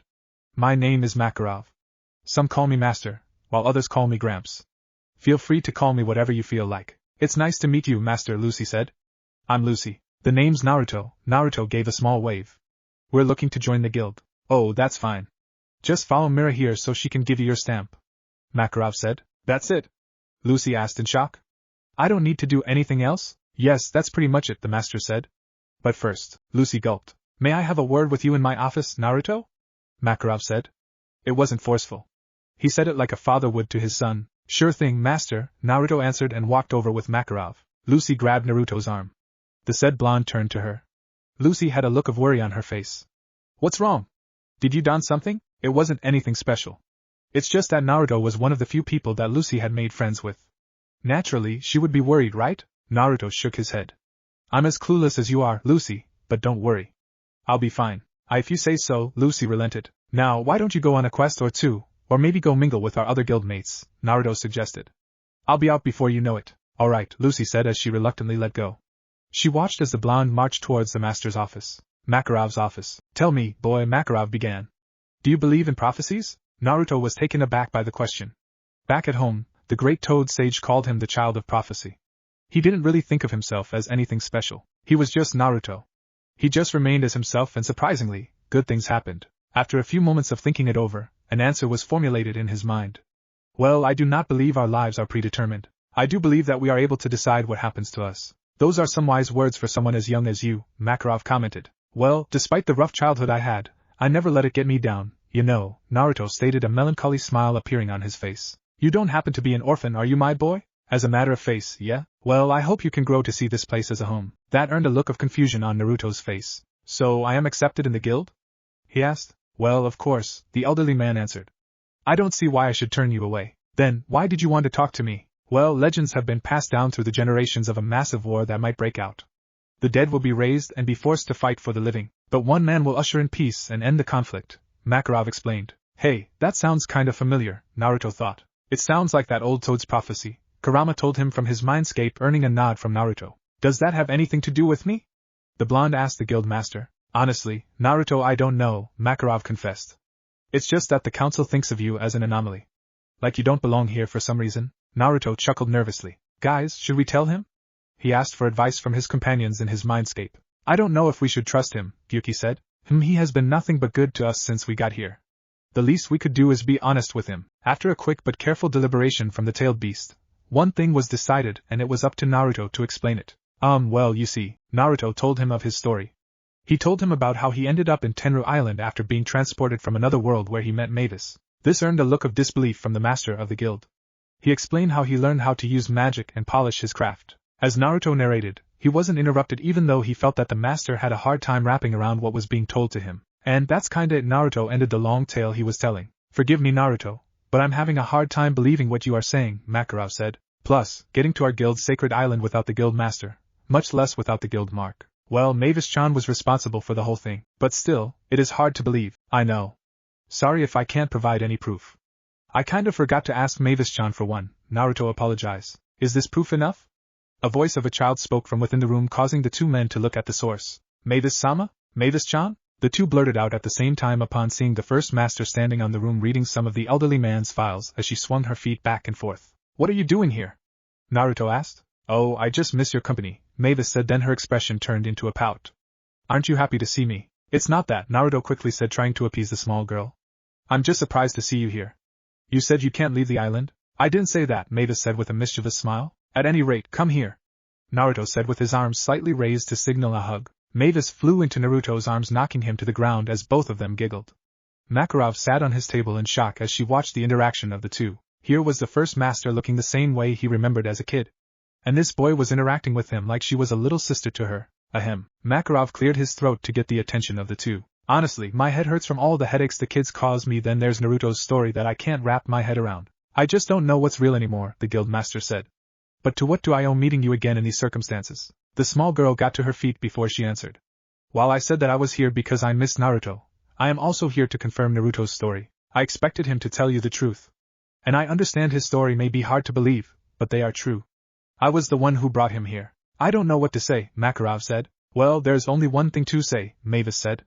Welcome to the guild, Naruto. Chapter 6. Welcome to Fairy Tail, Naruto, Mavis said with a huge smile on her face. Thank you for having me here, Naruto bowed. Could you keep my story a secret for now? I don't think they would be quite accepting of me if they knew, you know. Okay, my boy. Just know that everyone here has their own stories to tell. I'm sure they won't judge if you tell the truth, Makarov said. They will be surprised, I'm sure of that, but do not fret. Take as much time as you need. Thanks, Gramps, Mavis-chan. That means a lot to me, you know. Naruto smiled. They're a rowdy bunch, aren't they? Makarov sighed. They're a source of my never-ending headaches. He paused when he saw the white-haired small girl that had a cold chill run up her spine. Is anything the matter, Shodai-sama? The old man asked. It's just, Mavis shuddered. I remember begging for forgiveness to townspeople for damage caused. All those bills. Naruto and Makarov both gave out a round of nervous laughter. So, my problems were your problems as well, Makarov said. Mavis nodded.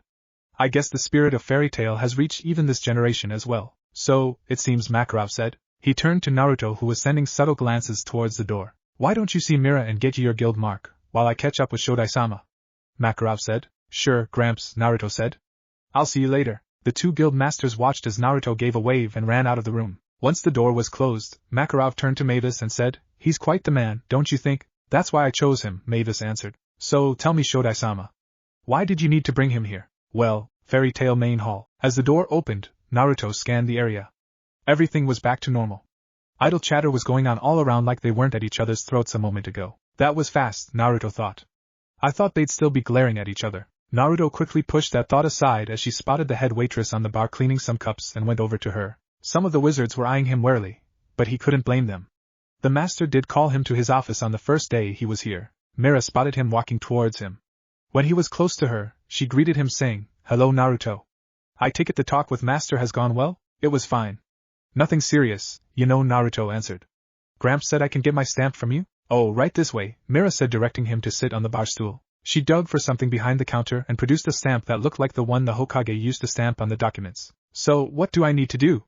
Naruto asked. Just tell me where I should place the stamp and what color, Mira explained. I'll have it in orange.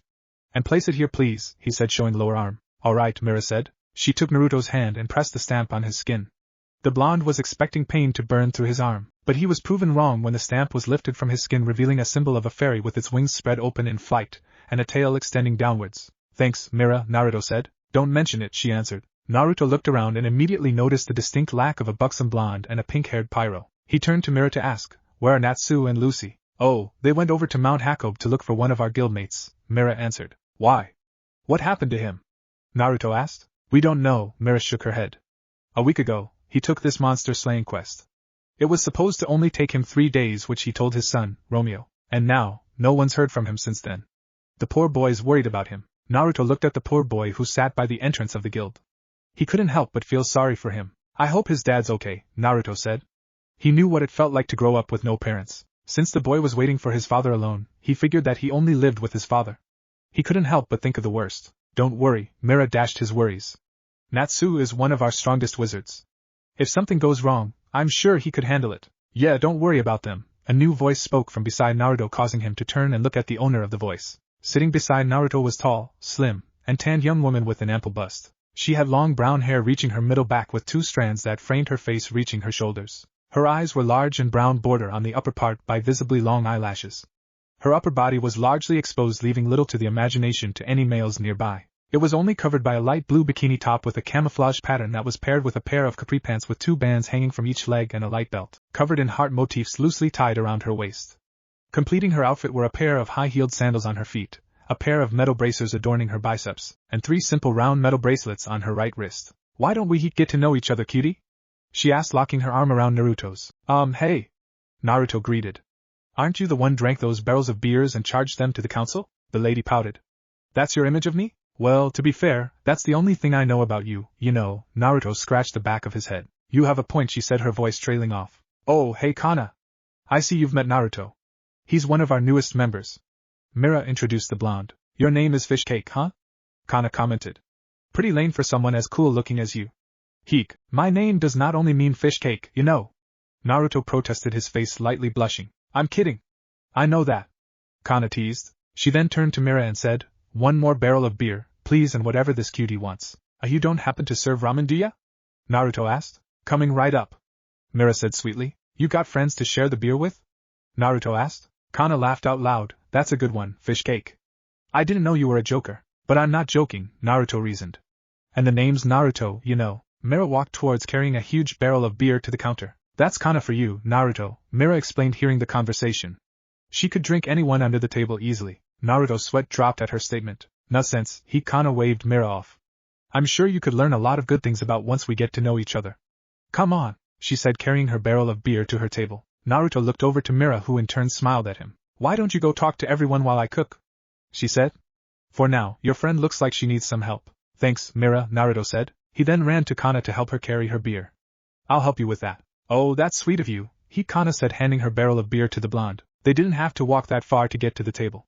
As soon as they sat down, Naruto handed over the barrel back to the lady. She popped the thing open and raised it to her face and downed the drink like there was no tomorrow. She drinks a lot more than Ero-sennin, Naruto thought to himself as he watched the brunette drink like she was in a drinking fountain. Kana sighed in content. That's the life. Are you sure it's okay drink like that? Naruto asked. I mean, it's still early in the day. Never mind that, Kana waved him off.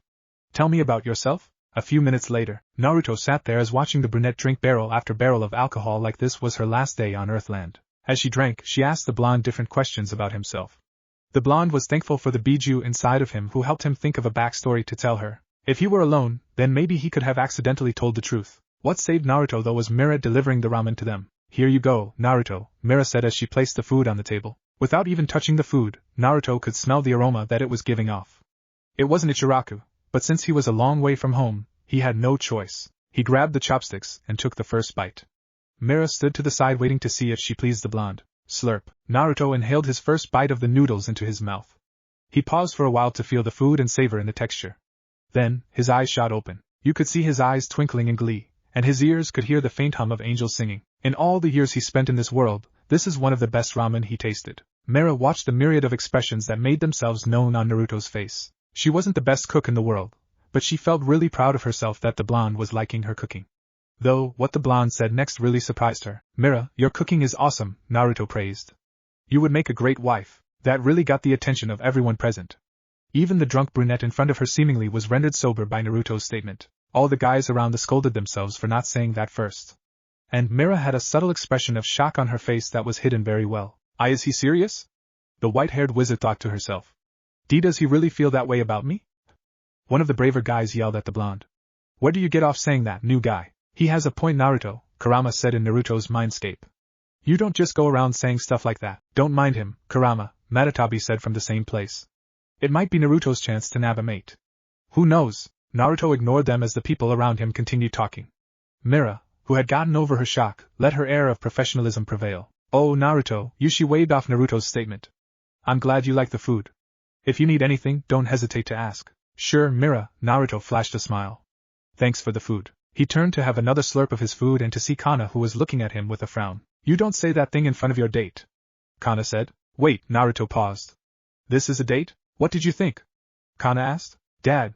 A little kid's voice yelled in glee, getting everyone's attention. Naruto sighed in relief as he didn't have to answer the question. This boy was a slim, young boy with straight, dark purple hair with prominent bangs, covering part of his forehead, and some smaller strands jutting outwards from the top of his head. He has large eyes and a small, mildly round nose. He wore a dark t-shirt adorned on the front by a drawing of Nakajima, lighter-colored pleated shorts with 2 large pockets on the back, and simple sandals, each held up by 2 bands joined by a round button. Everyone turned to look at the scene. They saw Lucy walking alongside Natsu, who had a slim, mildly muscular man slung over his shoulder. This man was of average height with short, straight, slicked-back dark blue hair. He has linear dark eyebrows, dark eyes, and a prominent nose with a flat, rectangular front. The lower part of his face is covered in quite a large amount of stubble, which includes a thin mustache. His outfit consisted of a knee-length white jacket, often kept open, exposing his upper body, which was covered in bandages and bruises where the bandages didn't reach. He wore brown, pinstripe pants held up by a lighter-colored belt bearing a snake-like pattern, with a simple, square-shaped buckle, and a very distinctive pair of shoes, adorned with a leopard pattern. Around his neck Macau wears a large, serpentine necklace, which is held up by a chain. Hey everyone! Natsu yelled. We got Macau! Macau! Where've you been? Job was tougher that you thought, huh? You're getting old for this stuff. Those were only some of the words that the wizards yelled out to welcome back their guildmate who was seemingly lost. Even that last part was yelled in jest, not some form of harsh words.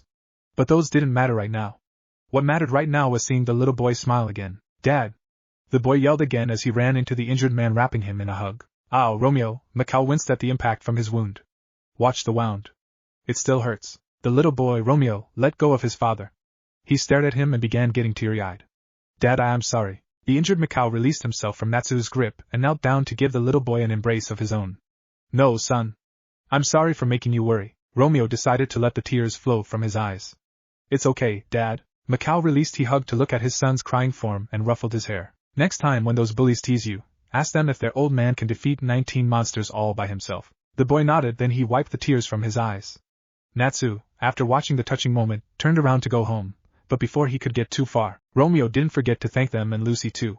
After giving Romeo a smile, the blonde entered the guild to look for Naruto. She left to go talk to the master earlier. She smiled as she saw the blonde walking towards her. So, how did the talk with master go? Lucy asked. Oh, it went well. Naruto answered with a huge grin. So you aren't in trouble? She said. Of course not.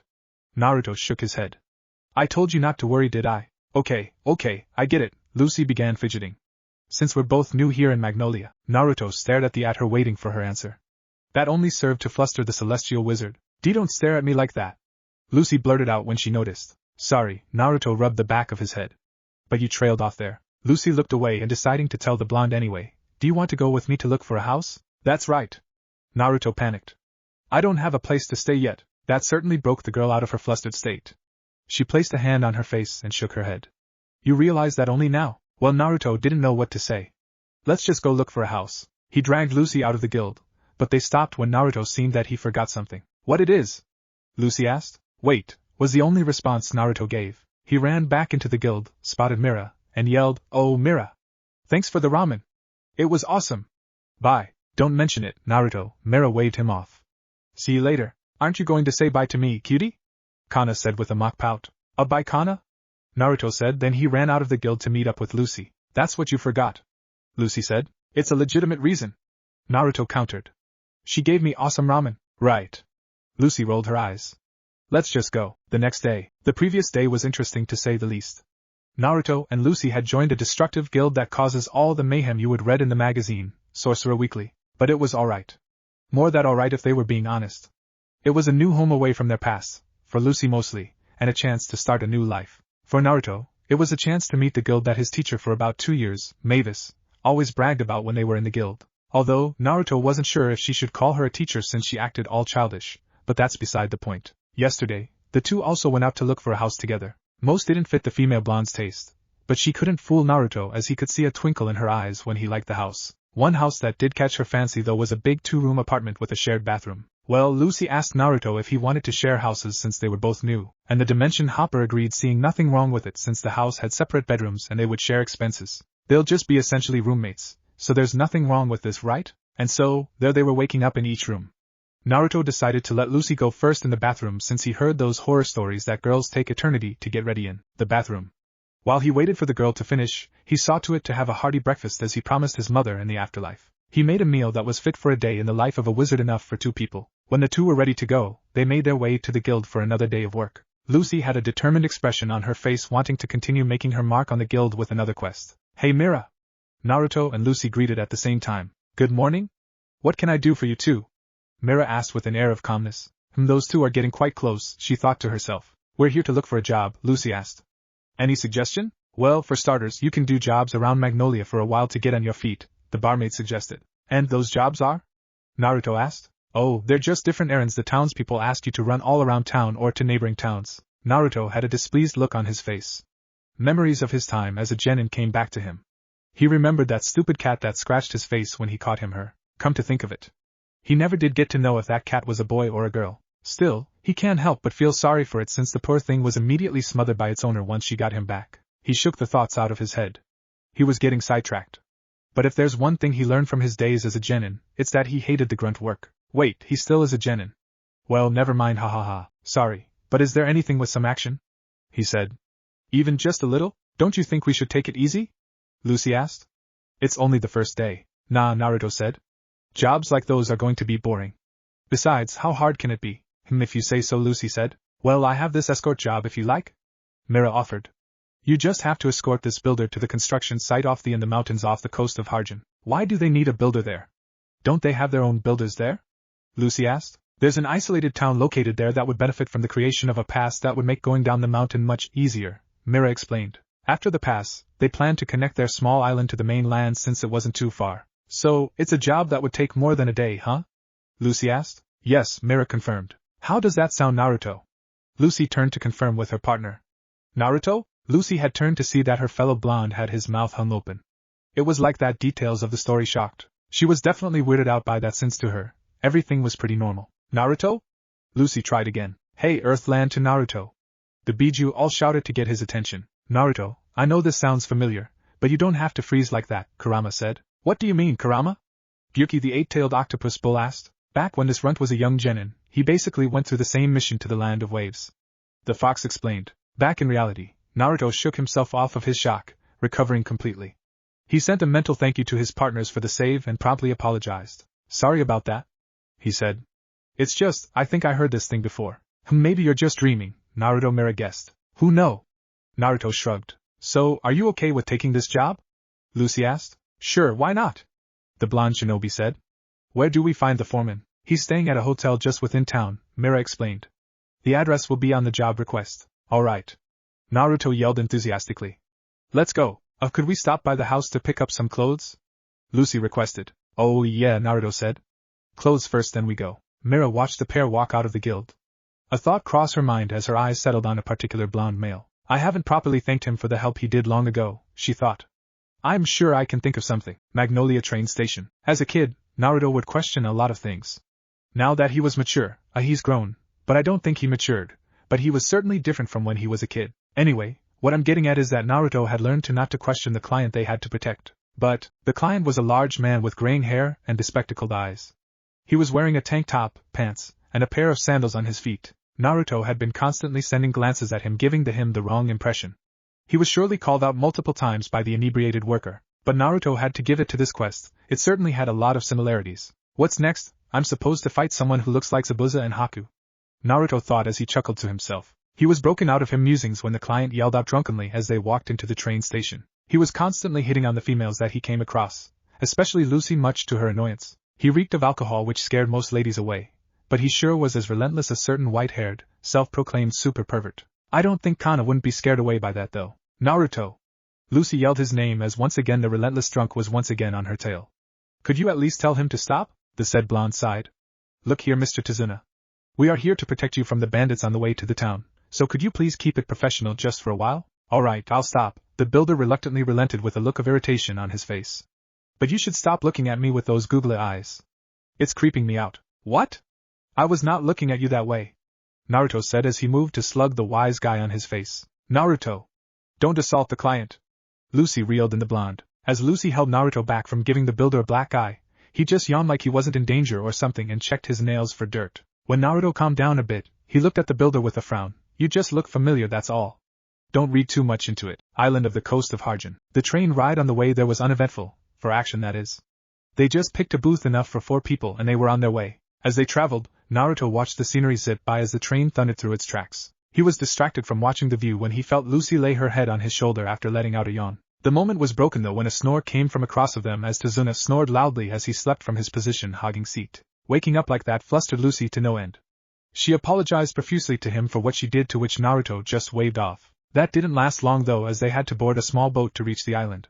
It was just a short ride.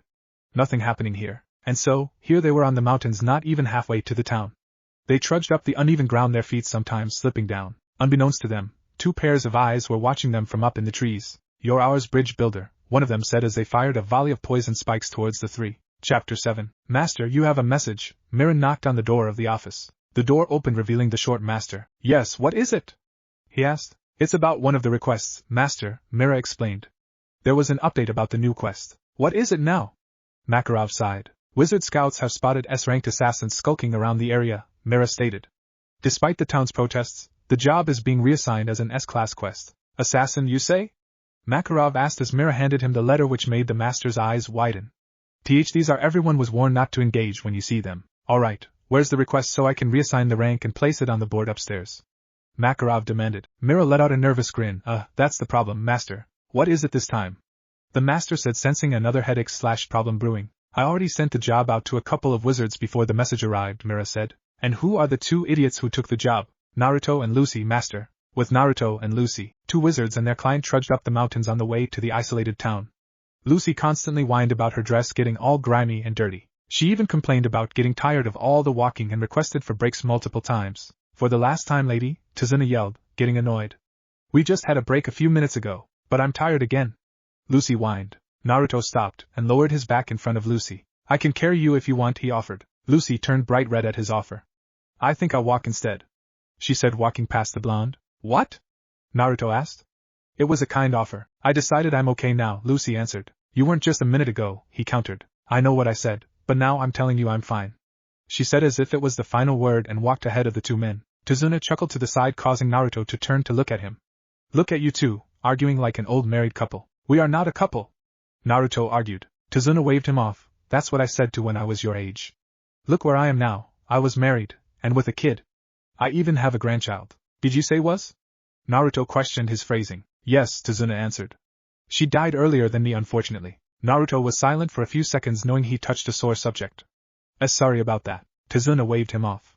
No, it's okay. I told myself that the time for mourning for her was over. Naruto looked at him in awe at the maturity he was displaying, but what he said next made him lose the respect he gained. I have to move on, you know? Tazuna continued, and then he beamed. Besides, all the ladies out there are waiting for me. Naruto's sweat dropped. I kind of expected you would say that. Anyway, why are you telling me this? Look here, kid, you can't fight your feelings once they're already there. You have to follow your heart. But I am not sure what I'm feeling. Past the two men, Lucy could still hear their conversation. Her cheeks couldn't help but heat up as she listened. I don't know what I'm feeling too, she thought to herself. Mom, what do I do in this situation? Two pairs of eyes followed their every move as they continued to walk up the mountain. Easy pickings, brother, one of the assassins said. I agree, brother, the other one answered.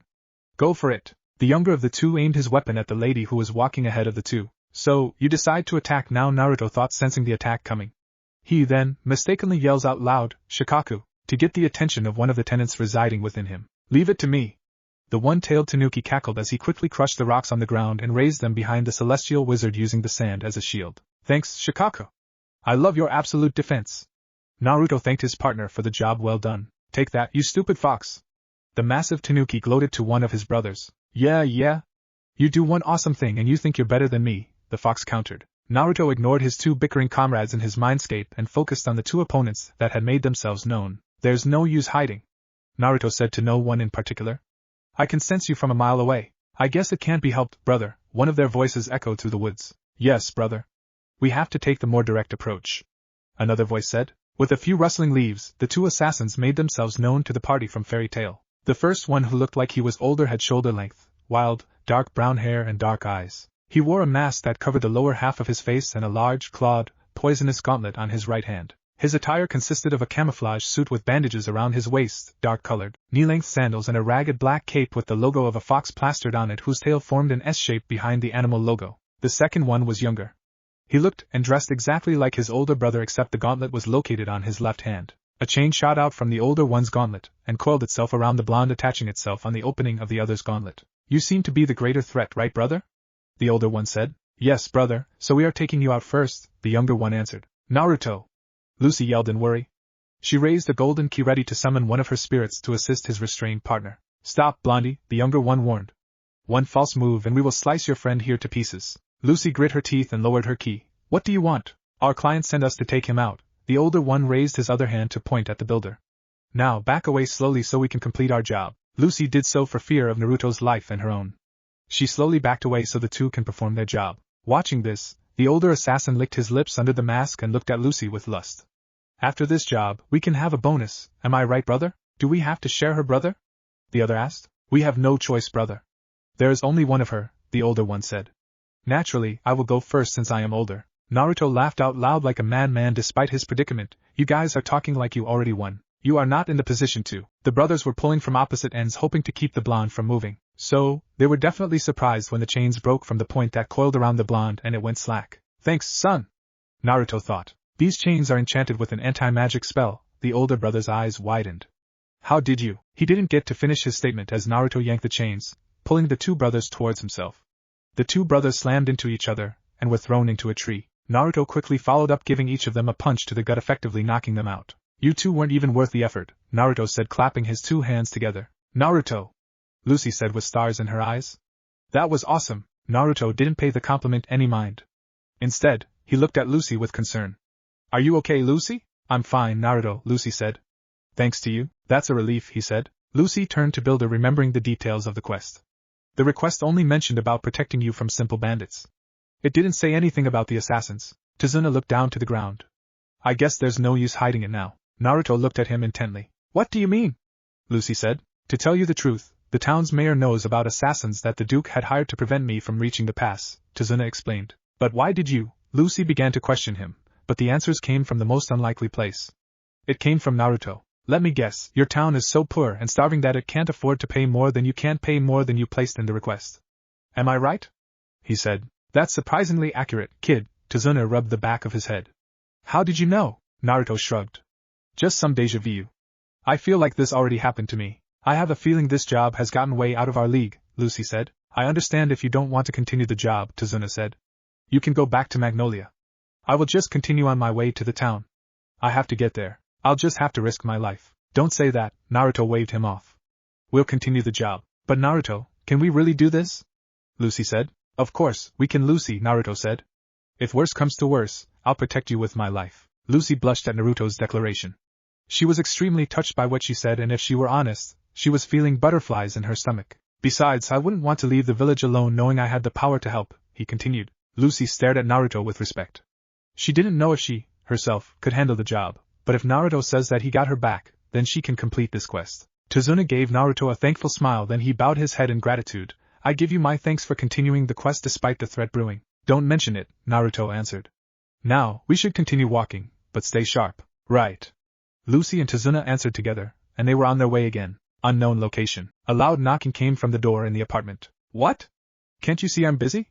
The man lounging in the suite called out in annoyance. The door shot open, revealing a short, plump man with skinny arms and legs. He was wearing a formal black suit with his jacket fastened with a large gold button and adorned with a decorative red flower. Beneath his jacket is white collared shirt, a blue necktie and dark blue boots. His face sports a curled mustache which directly protrudes from his nostrils, as well as a small tuft of hair atop his head. I hate to be here while my mansion is under siege and I have yet to find out why, but one of my territories is about to be overrun by a couple of wizards, the plump man said, walking into the room.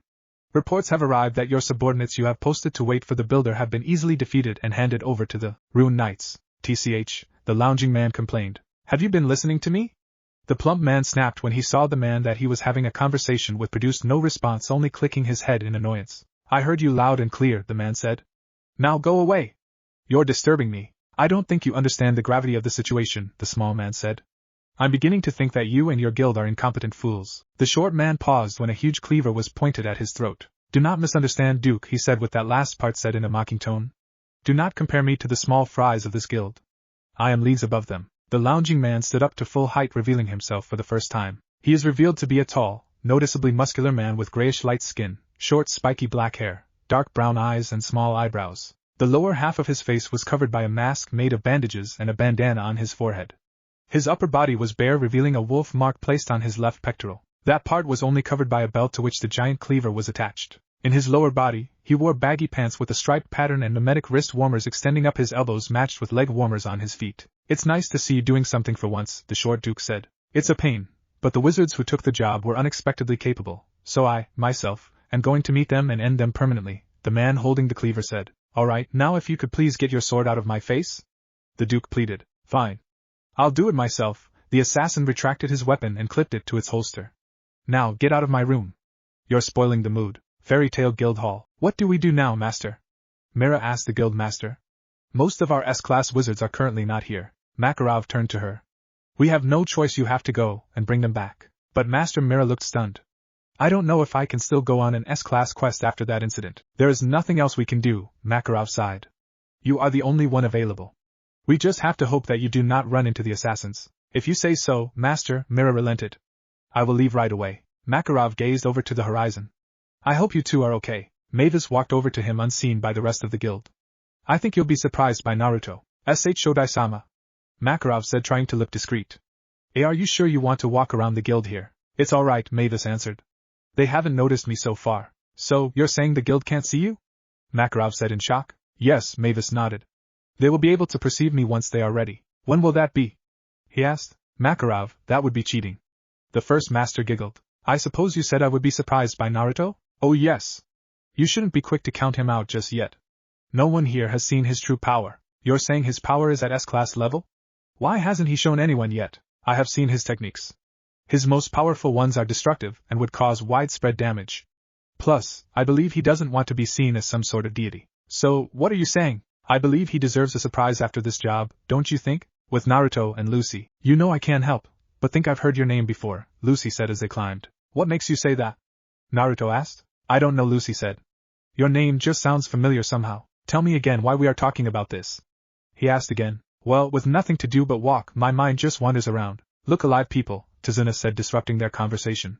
We're almost there. Lucy raised her hand horizontally over her eyes and strained them to look for what the builder was talking about. In the distance, they could see a construction site. There were mounds of soil over on the side from where they were digging, and from the area they were done making, the land was flat and no longer rugged, making for travel of carriages easier and navigable. I can see it, Lucy said. Nothing can stop up now. As soon as Lucy said that, a massive cleaver flew to their direction. Get down! Naruto yelled, to which his two companions obliged lest their heads be cut off by the rogue weapon. What's going on? Lucy yelled. You've gone and jinxed us, lady. Tazuna scolded. It was then the weapon's wielder decided to show himself at the tree his weapon impaled itself upon. I must say your senses are sharp for a bunch of weaklings, the man said. I was thinking when you were going to show up, Naruto said. So, you were expecting me, the assassin said. Not you in particular, Naruto lied, not wanting to tell the others about Kurama's powers of detecting malicious intent. But after that first attack, I figured they would send someone stronger than the first attackers. I see, the man plucked his sword out of the tree. You would have to forgive me then.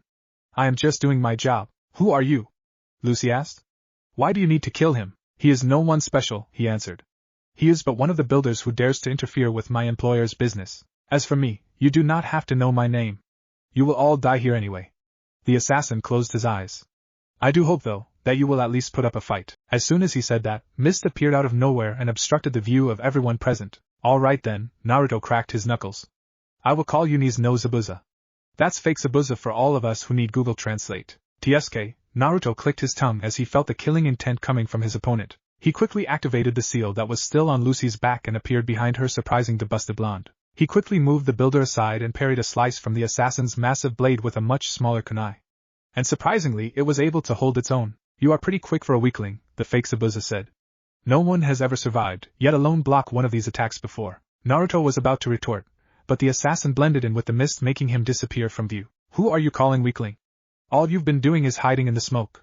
Come out and fight me for real! Naruto yelled loud enough for the assassin to hear. To flush him out, he quickly but discreetly made the necessary hand signs for his technique. Futon de Tapa. Naruto quietly said, releasing a massive amount of wind that blew away the fog and even made the leaves sway. Wind magic? Lucy said as she held her skirt down, not wanting to flash the two males present, but with the force of wind being too strong, small glimpses of her panties came into view. She turned to see Naruto looking away with a small tinge of red on his cheeks and Tazuna looking at her with hearts in his eyes, and his mouth hanging wide open with drool spilling the side of his lips. Show me more, Tazuna pleaded. Obviously no. She shot down the request. Lucy then flashed Naruto. No. Not that kind of flash. The other thing. Geez, sigh anyway. She flashed Naruto an irritated, but flustered look and scolded him, saying, warn me next time you are going to use a spell like that. As sorry, Naruto rubbed the back of his head. Impressive, the fake Zabuza said as he was hidden in the trees. I suppose there is no use hiding. Yeah, so you better come out now, coward. Naruto taunted. Be careful with what you wish for, the fake Zabuza said as he raised his magic power. I guess for old time's sake, Naruto stated as his eyes glowed blood red in tribute to his former master when he fought in the same circumstances. Those were the last things said as all hell had broken loose. A small shockwave was felt by Lucy and Tazuna as a great cleaver collided with a much smaller three-pronged kunai that wasn't supposed to withstand the force of the much bigger weapon. Naruto effortlessly pushed the weapon away. The assassin quickly recovered, adjusted his weapon so he would slice Naruto in his midsection, which surprisingly cut him deeply. He immediately followed up with a kick to the stomach, making him fly backwards, hitting a tree. Naruto! Lucy yelled in worry as she watched Naruto crumple down to the ground, clutching his stomach. You didn't even last a second, the assassin said.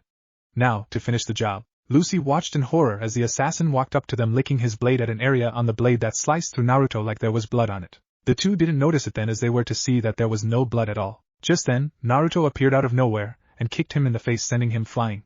Without missing a beat, Naruto appeared behind him, catching by the back with his palm. Sensing this, the assassin sliced backwards with his blade. To everyone's surprise, the blonde disappeared before the blade even touched him and reappeared in front of him and sent him upwards with an upward kick. The blonde disappeared again, popped up behind his opponent. Arg! The assassin growled as Naruto paused in the air. Fake Zabuza made a tighten the grip on his weapon, making another move on the blonde, but bandages appeared out of nowhere, tightly wrapping around the assassin. What kind of spell is this? He demanded. Now that you can't move, you run your mouth? Naruto taunted as they reached the arc of their ascent. They began descending headfirst down to the ground, spinning like a top. Where are they? Lucy asked. No one in particular. Beats me, Tazuna answered. You're asking the wrong person. The two onlookers strained their eyes to look for the two fighters. Then, a loud slice in the air caught their attention, and a loud boom forming a crater in the battlefield in front of them. Naruto appeared in front of them, taking a knee with his eyes closed. He rose to full height, and opens his eyes, greeting them with a peace sign. Lucy was surprised as he stared at Naruto. For one thing, there wasn't a scratch on him despite seemingly getting sliced earlier, and what got her attention the most was Naruto's eyes. She swore that she remembered they were blue. Now, his eyes red with a strange comma pattern arranged in a triangle. "I magic?" she asked. Yeah?" Naruto answered. "Really, you aren't sure?" Lucy pressed. Then yeah," he answered, more sure of his answer this time. "So, you have the sand magic, the wind magic, now I'm magic." Lucy listed off the magic she had seen so far. "And oh, the teleportation magic too." "Just how many magic do you have?" "A lot," Naruto said simply. "Can you show me?" Lucy burst out into fangirl mode. "Isn't it better you see them in combat?" Naruto suggested. Lucy frowned, puffing her cheeks like a little girl who was refused to be given a candy. "Fine," she said, looking away. Naruto walked forward, deactivating his Sharingan. With his eyes now in their blue color, Naruto sent her a 1,000-watt grin and patted her head. Besides, he didn't need to finish his statement as his stomach growled loudly, telling his companions of his hunger. The frown disappeared on Lucy's face, and she raised her hand to her mouth as she let out a cute giggle. Naruto also raised his hand from Lucy's head to the back of his head, rubbing it in the same way he always did, and letting out a nervous laugh. "Oh, Naruto," Lucy said. Lucy turned to Tazuna and asked, "We are close to the town, right?" Yes, the builder answered. "When we reach the construction site, it's only a matter of time till we reach town." "Alright," Naruto said. "Let's go." Naruto made sure to tie Fake Zabuza perfectly so he wouldn't escape. He would have just brought him down the mountain so that the Rune Knights would arrest him, but since they were on top of the mountain and there was his stomach situation, he just told his companions that the Rune Knights would just come for him since he gave the two siblings to them earlier. But that's not what he really did. Without his companions knowing, the blonde shinobi created a shadow clone who carried the assassin back down the mountain. When the party from Fairy Tail was already far away and the clone Naruto had already started descending the mountain, a voice called out to the clone, "I'll take it from here." Chapter 8. An unknown person with long black hair gathered in a bun with two locks that fell loose, framing her face, pale skin, dark brown eyes, and a slender frame, walked up to an unconscious man whose head was buried underground. This particular person was wearing a pinstriped outfit that stopped at the knees. He wore a green hori with white trimmings covering the dress and brown sash with a fringed tail tied around the waist. The mysterious person dug the unconscious man out of the ground, laid the man underfoot. The person knelt in front of the man to perform basic first aid and CPR in an attempt to bring him back to consciousness. This proved to be futile as the man was still unresponsive despite the person's efforts. The person dug into her pouch, producing an ominous-looking vial. She popped the cork off and opened the man's mouth to feed him the contents. Just then, the man's eyes shot open and he was briefly enveloped by a purplish hue. He turned to the person who just revived him and said, "Perfect timing as usual, Haku. Any later than that, and I would have gone under." "Of course, master," a feminine voice from the person answered. "You know I wouldn't let you down." The man grunted in pain as he tried to sit up. "Easy there, master," Haku said. "You haven't recovered from your fight yet." The man just growled as his companion helped him up. "Curse that blonde fairy. I underestimated him." "To be fair, master, no one expected a formidable opponent to challenge us," Haku said. "You are right," the man said reluctantly. "We will retreat for now. And when we return." An evil laugh echoed through the woods. The town hidden in the forest. Lucy looked around in pity at the townsfolk who looked at them as they passed.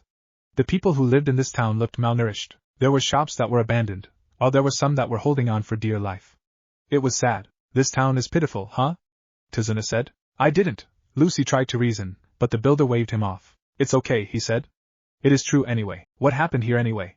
Naruto asked. This place was once well known for its cool climate and fresh air. It was a mountain paradise. We even had a 5-star mountain resort built at the side of town. People came from far and wide despite the hike they had to take. merchants from far and wide to trade and open up businesses here.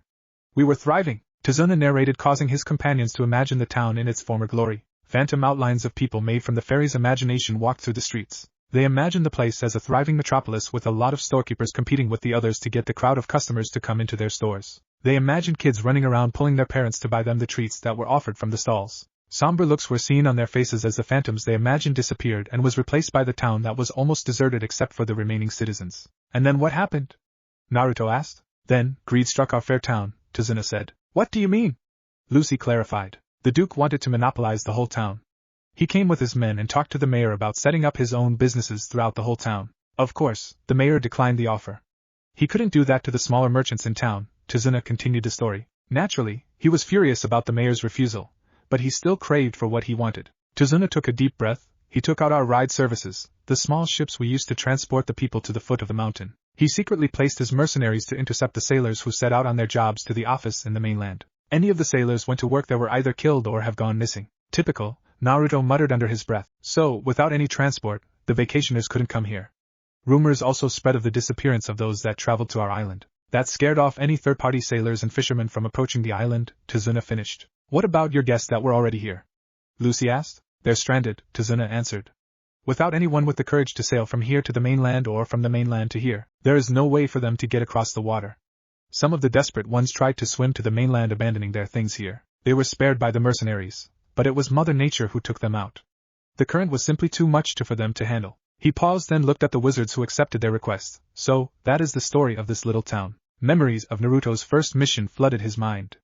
That was the one he considered his first real mission, because, let's be honest here, the D-ranked missions were officially sanctioned missions, but would you consider running errands a mission?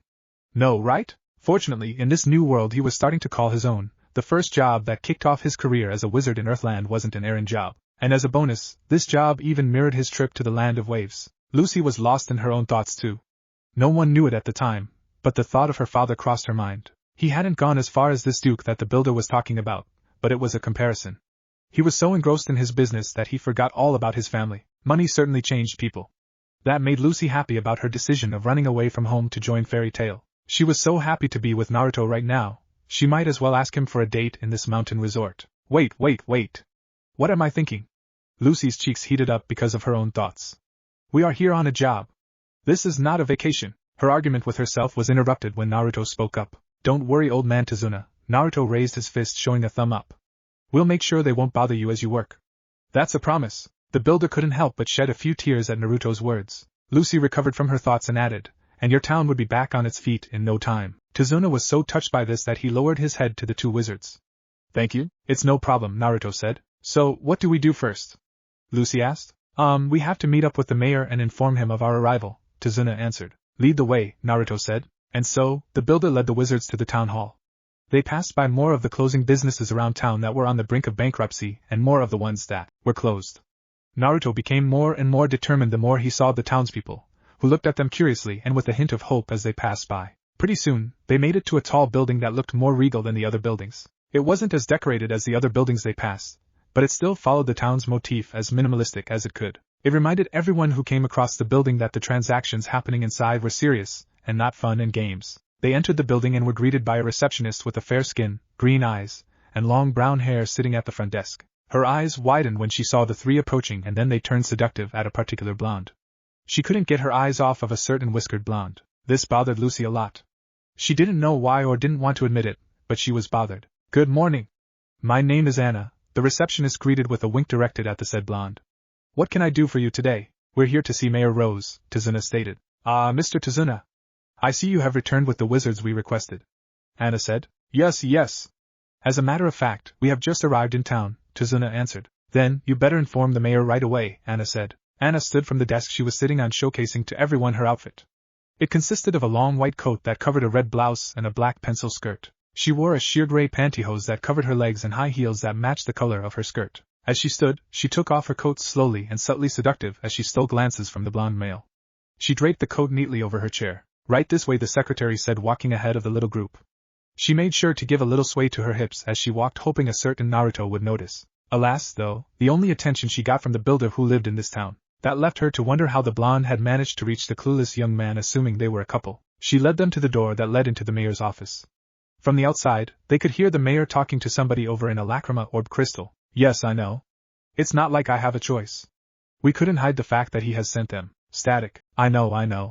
I already sent word to the different guilds about the update in the request. Static. I'm sorry, but even if we lie about the difficulty, only a stupid wizard would continue the job if they find out who they have to fight. That's only some of the bits and pieces they have heard from behind the door. Anna decided to knock on the door to let him know that they were there. Excuse me, I'll call you back, the mayor said. What is it? It's the wizards from Fairy Tail, sir, Anna replied. They have answered the request. Oh. The mayor's voice lightened up. Come in. Anna opened the door to the office. The room was a large square in shape. There was a rectangular table that was facing to the left when you looked through the door. When you entered the room, you could see a love seat opposite the table. On the wall adjacent to the love seat, there was a large bookshelf that was filled to the brim with books. On the opposite end to the bookshelf, there was a large window that overlooked the town. Beside that one was a love seat half the size of the other one. On the floor, there was carpet that covered the floor and another circular rug in the middle of the room. Mayor was standing in front of the window.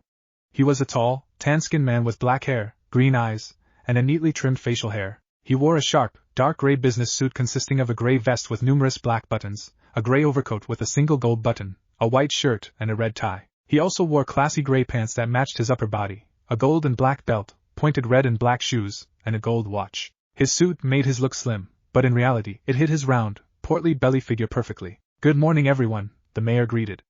I thank you for answering our summons despite the change in difficulty of the job. Change in difficulty? Lucy asked in confusion. Ah yes, Rose nodded.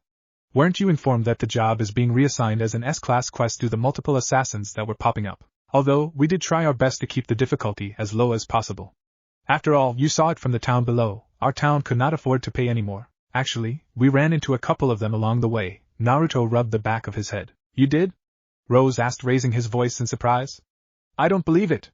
You managed to push them back and without a scratch on you, no less. Well, as you can see, we are capable wizards after all, Lucy proudly declared. You are S-class, then I presume? Rose asked. What's S-class? Naruto asked, scratching his cheek. You don't know what an S-class wizard is? He asked. Lucy sighed. I keep forgetting that you are new here. I have just gotten used to you being here that I think that you were born here. Okay, here goes, Lucy began. S-class wizards are the elites of the guild. Only the guild master is able to determine who he promotes. The guild master is also the one who decides how he or she would test the abilities of the wizards in the guild. These are. Oh, Naruto said, having a look like he discovered the meaning of life. He turned to the mayor and said, then no, we aren't S-class. Actually, we are just new to the guild. The mayor dropped his head in despair at hearing what Naruto said. I guess we are to blame for this. We lied when sending out the requests. Then his face lit up. But you said you were capable wizards, correct? Naruto nodded. Yes, of course. Then, please be our guests for the duration of your stay here. The construction will resume tomorrow now that we have you guarding us, Mayor said, then he bowed his head in gratitude. And thank you so much for coming. It's no problem, Naruto said. As I told Tazuna before, we promise to guard your builders to the best of our ability. That will be the first step in returning your town to its former glory. Later, after discussing the quest some more, Mayor Rose asked his secretary to show the wizards their lodging for the duration of their stay. They exited the office and returned to the front desk. One question, if you don't mind me asking, Lucy asked. Fire away, Anna said. If you're the mayor's secretary, why are you working so far from him? Shouldn't your desk be close to his office? Yes, supposedly, Anna answered. But as you can see, we had to lay off most of the workers and they shoved the jobs to me. Oh, I see, Lucy said. Now, Mayor Rose said I should take you to your rooms? Anna said. Change of plans, Naruto said. What are you talking about? Lucy asked. What do you think about staying at a 5-star mountain resort for a couple of weeks? Naruto asked. The 5-star mountain resort. Everyone who entered the resort was awestruck by what they have seen inside, even those who lived in this town. Despite living here for years now, they had to admit that they haven't set foot in the hotel yet. For one thing, there were too many people checking in, especially during peak seasons. And the second reason, which Naruto believed was the main reason, was that they really couldn't afford to book a room here. So, they were really thankful when Naruto asked them if they wanted to join them in the hotel. Who are they, you asked? Well, before they made their way to the hotel, Tazuna invited them to his humble home for a bite to eat. He told them that it was the least he could do for escorting him back to the town. It was there that Naruto met Tazuna's family. First was her daughter. She was a young woman with blue hair. She was wearing a simple attire consisting of a short-sleeved pink shirt with red bands on the end of the sleeves and a red collar paired with a blue skirt. He introduced her as Mariko. She managed one of the small businesses, a diner, in the town that belonged to their family. Unfortunately, it had to close down due to the recent events. Next was his son-in-law. He was a young man with short, spiky black hair. He had a small white rope tied around on the right side of his head, and a small X-shaped scar on his chin. He wore a black shirt that had a white outline paired with a white pair of pants. He called him Kaiza. Tazuna told them that he worked as a sailor transporting the tourists from the mainland to their small island. Lastly, there was his grandson. He had spiky black hair and dark-colored eyes. He was wearing a green jumpsuit and a simple pair of sandals. They introduced him as Noah. He basically just helped his mother around the house and around the business. It was nice meeting Tazuna's family. Kaiza even bragged to the guests that his wife was an excellent cook. And true to his word, Naruto and Lucy loved the food she prepared. Naruto even described it as one of the best foods he had so far. But between you and me, I think he just said that in the spur of the moment. I think we shouldn't mention that in front of a white-haired she-demon. Mariko just meekly thanked him for the compliment. As they ate, Naruto explained his idea of going around town buying their stuff and sampling the local delicacies as a way to jumpstart the town's economy. He even invited everyone to go with him to check in at the hotel. There was much protest from the family saying that it was okay and it was fine if Naruto didn't bring them along, but the blonde was persistent in inviting them over. So, that brings us to the present. Lucy looked around with stars in her eyes. She had to admit that, even though she came from a luxurious life, she hadn't really gotten the chance to come to places like this. After all, her father was so busy with his work that he never showed time for her. But looking at the place now, she didn't know how to describe it. The building itself was a large, 6-story structure nestled on the side of the forest. Everyone who saw the place couldn't help but be fascinated by the architecture, which blends perfectly with the surrounding trees. It gave you the ambience of a log cabin that was built deep in the forest. Once you enter, you will notice a huge chandelier hanging up high that was made up of glowing orbs that seemed to be little embers that continually burned. She figured that it was powered by magic since she saw that it wasn't connected to a power source. The walls, ceiling, floor and even the front desk was made of polished wood that shined from the light reflecting over it. The middle of the room was a large sculpture that decorated the place. It was surrounded by couches that were covered with velvet cushions. The reception area was over at the edge of the room they were in. It was a long rectangular counter that was made from the same material as the walls and floor. There wasn't much papers on the counter since there weren't any customers in a long time, but a couple of ladies still manned the front desk just in case someone arrives. On one side of the room, instead of a wall, the room extended to a dining area. From there, they could see a bunch of round tables covered in white linen. There was a small pot with bouquets of flowers surrounded by plates that were flipped upside down and topped with a napkin folded into a bishop's hat. Over in the distance, they could see that the dining area led outside to a garden with the same tables as the ones inside. They could also see a raised platform with a grand piano over it, suggesting that the place normally had a singer serenade the diners as they ate. "Good morning," the receptionist greeted. "Thank you for coming. How may I help you today?" "I'd like to book some rooms, please," Naruto said. "I'd be happy to help you with that," the receptionist said enthusiastically. "Right this way, please." "Be right back," Naruto told Lucy. "We'll wait for you here," Lucy said, sitting down on the comfy couch. "It was nice of Naruto to invite us to come to the hotel," Mariko said. "Yes, he seems to be well off considering he is a guild wizard," Kaiza said. "Well, to tell you the truth, he and I are newbies in the guild," Lucy explained. The couple's mouths hung open at what the blonde said. But how can he?" "Honestly, I don't know," Lucy said as she watched the blonde talk to the receptionist, with the latter seemingly flirting with the clueless blonde. "We don't know anything about his life before he joined the guild. I am doing the same as well," she thought to herself after her statement. "I just hope father wouldn't do anything rash. We can ask Naruto that later. Either way, at least we get to try this place out." Tazuna added his. "It's hard to argue with that logic." Kaiza agreed with him. Not long after, Naruto walked up to them.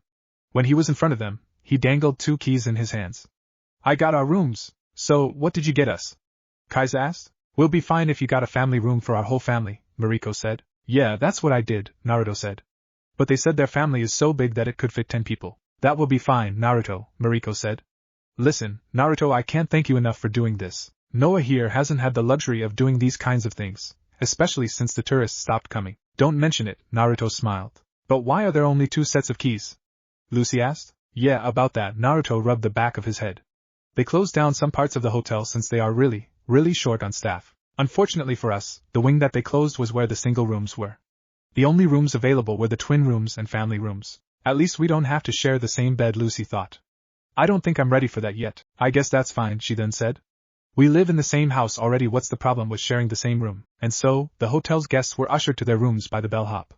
Luckily for him, the guests didn't have that much bags to carry. He insisted that he should carry Naruto and Lucy's bags, but the two insisted the opposite, saying that it was fine since they only brought 1 bag each. They first dropped by Tazuna and his family in their room. A collective woe was heard from everybody who saw the room. If they were impressed by the exterior of the hotel and the lobby, they loved the room. It was far better than anything they have experienced in their lives. They left the family to enjoy their room and moved on to the next room. They expected to be wowed by their own room, and they weren't let down. It was a spacious room with 2 single beds separated by a nightstand in the middle. There was a button on the wall that dimmed or brightened the lights at the guest's preference. The floor was carpeted, muffling their feet as they walked. There was a balcony that led outside with a couch so you could lounge around and relax as you enjoyed the food. The beds were decorated with towels that were shaped into a swan and rose petals that littered around, giving Lucy the wrong idea. Their bathroom was large, containing a tub that was able to house 2 people easily. There was a shower mounted on the wall, giving you the option of a quick shower if you didn't want to soak. "This is perfect," Naruto said. "I'm glad you like the room, sir," the bellhop said. "I'll just remind you of the hot springs of the hotel." "Hot springs?" Naruto asked. "This hotel has everything. That's why we were number 1, sir," the bellhop explained. "We have a mixed bath if you're interested." Did you say mixed bath?" Lucy stuttered at his statement, unconsciously covering her feminine bits despite being clothed. "Yes, ma'am." The bellhop nodded. "We do have our rules and regulations, though, to prevent the naughty things to happen." "Hey, that's cool. Wanna try it?" Naruto asked his partner, not realizing what that was implying. "Hey, are you serious?" Lucy turned away, further hiding herself. "What's the problem?" Naruto asked, still clueless. "You don't have to be fully naked there," the bellhop suggested, giving Naruto a look of realization. "I didn't mean it like that. I just wanted to hang out with Tazuna's family and talk some more," Naruto explained with a blush on his face and his hands waving in front of him to illustrate his point. "We do still have our segregated baths if you're not comfortable," the bellhop suggested. "You should have said that earlier," Lucy snapped. Sorry." He cowered at the guest's irate demeanor. "We'll be alright, sir," Naruto said. "Thank you for showing us our room." Thank you, sir. "I'll be leaving now," the bellhop quickly said as he ran away, not bothering to ask for a tip anymore. He stopped midway and returned to get one final word in. "Enjoy your stay here, sir, ma'am," he said with a wink. "We are not." Naruto turned to Lucy. "Relax, Lucy." The busted blonde still looked at him with an incredulous look. "How can I relax with what he's saying?" "To be fair, he was just giving a suggestion," Naruto suggested. "I guess you're right," Lucy briefly considered it. "I guess I was just flustered, that's why I snapped." "Yes, that's right," Naruto said with a grin. "Besides, it's going to be a long 2 weeks. Chapter 9. Days were perfect as they spent their time in the town. Every day, the pair of wizards from Fairy Tail watched as the builders progressed through their construction. They were able to create a highway where magic mobiles and carriages could pass. In addition to that, some of the builders built a hiking trail for those who were more daring or adventurous. Attacks came from the more daring of the assassins.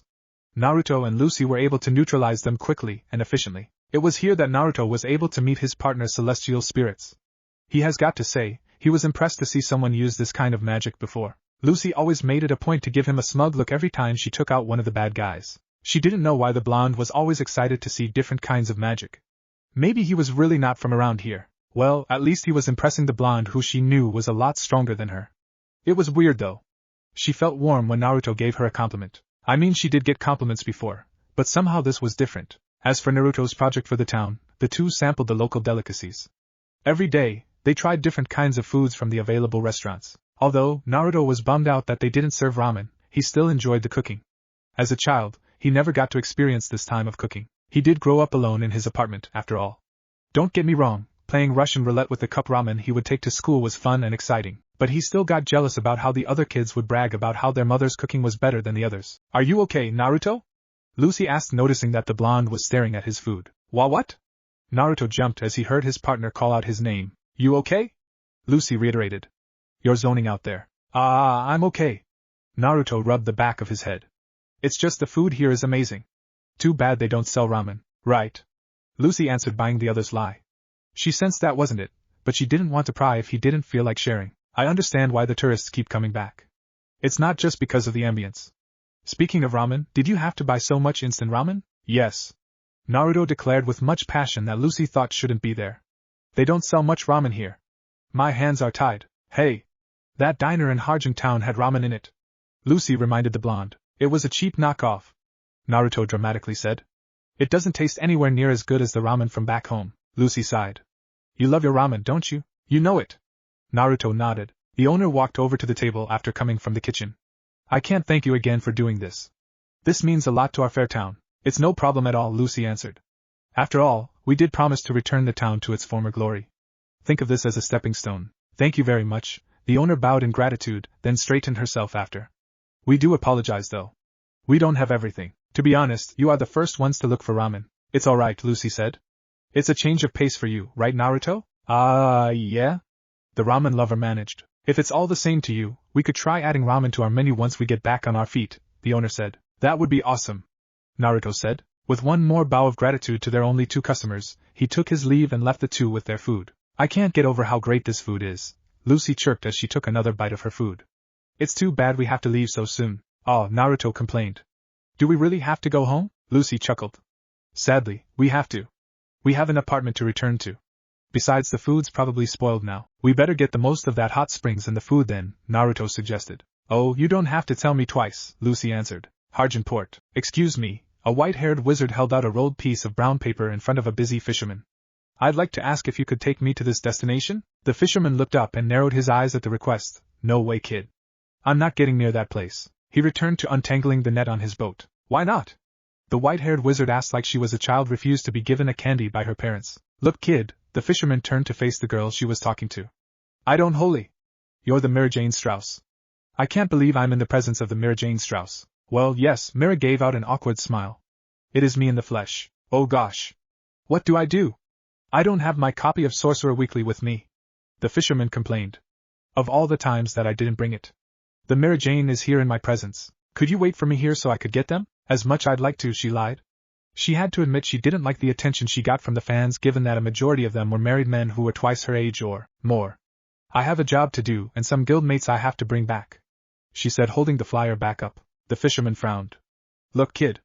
I don't know why you want to go there, but I'm not risking my life to go there even if you were the one who was asking. There are still a lot of fish in the sea that I have to catch if you know what I mean. I see. Mira tried for a smile despite her disappointment. Thank you for the time anyway. That's the 104th one in the past 2 weeks, Mira Jane told herself as she left again. I can't believe after 2 weeks I still can't find someone willing to take me there. Is the assassin problem really that bad? She looked over to the horizon. Please be okay, guys. End of the highway. Last day of the job. Yawn. Lucy let out a huge yawn as she watched the builders do their job. She was amazed by how fast they worked on the highway. Magic did do some wondrous things, especially this. Not to mention, there were the hordes of Narutos that were working on the bridge. She still couldn't wrap around the blonde's spell that made solid copies of himself. Naruto walked up to her carrying a stack of lumber and asked, What's wrong, Lucy? Something kept you up at night? Idiot. Don't you remember what happened last night? Lucy asked, annoyed. With the mention of a certain event that happened the night before, Naruto's face turned blood red, getting flustered at the memory. What happened, you ask? Well, flashback. Naruto exited the bathroom after a long shower. He was shirtless, only wearing pair of orange shorts and pair of slippers on his feet. Man, I will miss this once we get home, he said to no one in particular. Naruto hummed as he noticed his partner writing something on the hotel room study. Hey Lucy! He walked up to his partner, startling her. What you writing, Kaya? Lucy jumped at the blonde's greeting. Don't sneak up on me like that. Naruto rubbed the back of his head. Sorry, I can't help it. Then, he gained a curious look and asked. Anyway, what are you working on? Lucy grabbed the papers and hid them behind her back. It's nothing. It doesn't look like nothing, Naruto said, coming from Lucy's back, snatching the papers from her hands. No, Lucy tried to steal back her paper from the taller blonder, but he held her away at arm's length. Naruto read aloud a line from the piece of paper. That character is so cool. He almost sounds like me. Lucy blushed furiously as Naruto narrated what was written. In a desperate attempt to retrieve her belongings, Lucy pushed Naruto's arm away and jumped for the papers that Naruto held. Give me that, the other blonde responded by holding the papers above his head. Hey! Easy! You'll. Naruto didn't finish his sentence. Lucy jumped for the paper, but she didn't control her momentum and ran into her partner, knocking him flat on his back. Gravity caused the girl to fall down to the ground face first onto Naruto. There was a knock on the door. Hey guys! Want to hit the dessert BA? Noah walked into the room only to catch Naruto and Lucy's lips pressed upon each other with both of their eyes open in surprise. And due to the girl's struggling, the knot on her robe came undone, revealing her supple breasts and her inner thighs pressing onto Naruto's skin. Kaiza and Mariko walked in the room seconds. Noah! What did I tell you about? Both of their mouths hang open at what they were seeing. The mother immediately moved to hide her eyes from the scene that would destroy his innocence. Kaiza even had steam pumping out of his nostrils. Sorry for intruding. Mariko stammered and grabbed her son, followed by the door, and slammed it shut. Kaiza raised his hand, showing Naruto a thumbs up, and ran after his wife and son. It's not what it looks like. Lucy sputtered, immediately scrambling to get back on her feet. End of flashback. Naruto blushed furiously at the thought of the last night's events. Technically, that wasn't his first kiss. He shuddered at the thought of the guy who stole his first kiss. Curse that idiot who caused it. To be fair to that shinobi though, it was Naruto's fault for getting up on Sasuke's desk, and the guy just leaned back on his backrest not knowing he was there. That thought aside though, this was his first kiss in his second life in a new world. Why does his first kisses always happen due to accidents? Is Cammy messing with him or something? Who knows? Anyhow, last night's incidents returned to him. As if to rub salt to the wound, Tizuna walked by greeting the two. Hey you two! Hope you aren't too sore from last night. The blushes on the two fairy tale wizards deepened. I told you. It was not what you think. It's not what you think, you know, Naruto and Lucy yelled at the same time. Ah, young love! Tizuna let out a hearty laugh and gave a sly smile. It's okay, I understand. The two sent each other a passing glance. I don't know how it was possible, but their already deep blushes further intensified. We are not in love. We are not in love, you know. Once again, their words escaped their mouths at the same time. This only caused the builder laugh even more. Tizuna gave them a knowing look. After what happened last night, that's still what you say. Oh, give it time. But, hey, Tizuna! One of the other builders called out, interrupting Lucy's protests. Where's that lumber you're carrying? Be right there. Tizuna yelled in response, then winked at the fairy tale wizards. I'll catch you two later. Got to get back to work. Later, a thick mist began flowing through the area out of nowhere. Mist? At this time of the year? One of the workers wondered aloud. They're back, Naruto thought as his eyes narrowed at the forming haze. Everybody down. He ordered, fearing for the worst. Naruto! Lucy came in running, looking for his partner. It's them, isn't it? I'm afraid so, Naruto answered. Get ready. The shinobi's hands began form the seals to blow away the fog, but he wasn't able to continue. He immediately dropped everything that he was doing and rushed to Lucy's location. Apparently, ice was forming in between Lucy and the builders. A black-haired wizard peeled out of the mirror of ice with a weapon drawn ready to cut down the celestial wizard. A kunai clashed with the wizard's weapon, neither of them giving an inch. Your senses are pretty sharp, the wizard told the blonde. Naruto smirked at his opponent's words. You let me guess, you're a boy. Me? The wizard frowned. Are you blind or are you simply an idiot? Sorry, it's just you remind me of someone, Naruto answered. You seem to be acting like you have the luxury to play like this, a familiar voice said through the mist. Let's see. Can you fight her while protecting them? Naruto tried listening as hard as he could, but there was no sound. And then, out of nowhere, the sound of screaming was heard through the mist. Shit! Naruto cursed. He raised his knee, kicking and breaking the sheet of ice. The girl he was blocking returned to the sheet even before Naruto's knee could impact on her creation. She just disappeared into thin air.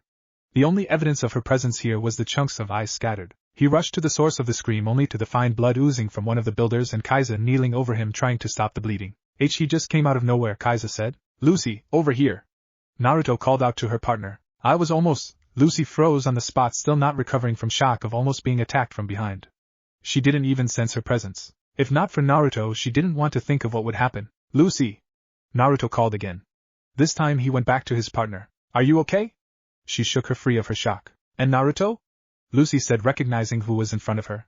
I'm alright thanks to you. The shinobi took her hand and led her to where the builders were. Normally, she would be embarrassed by this, but now wasn't the right time to do so. Stick together, Naruto ordered. Guard each other's backs. Why yes, the builders managed despite their fear. He then looked to the mist and shouted, Is hiding all you are good at? The assassin's voice blared from nowhere, in particular from within the mist. I have to admit, those red eyes of yours really are amazing. You were able to match my movements perfectly. I won't be stupid enough as to show myself now. Naruto grit his teeth. This wasn't good. He was going to pick them off one by one. If this goes on, there would be no one left to build the bridge. Naruto, behind you. Kurama's voice rang through his head as his senses flared up, detecting where the next attack was coming from. I know. Naruto rushed to cracking ice that was forming out of nowhere. His fists impacted on the ice, breaking it even before the ice wizard could form out of the ice. To his dismay, Lucy's scream pierced through the mist. Not again, Naruto muttered under his breath as he disappeared in a flash. Naruto appeared just as Lucy narrowly avoided the large blade from chopping her head off. He made for a grab at the assassin, but he retreated back and disappeared as the mist thickened around him. You can't fight and protect everyone, he taunted. Just watch me, Naruto challenged. He's right, Naruto. Lucy looked down. With his back still turned to her, he said, Don't worry, Lucy. I won't allow anyone to die.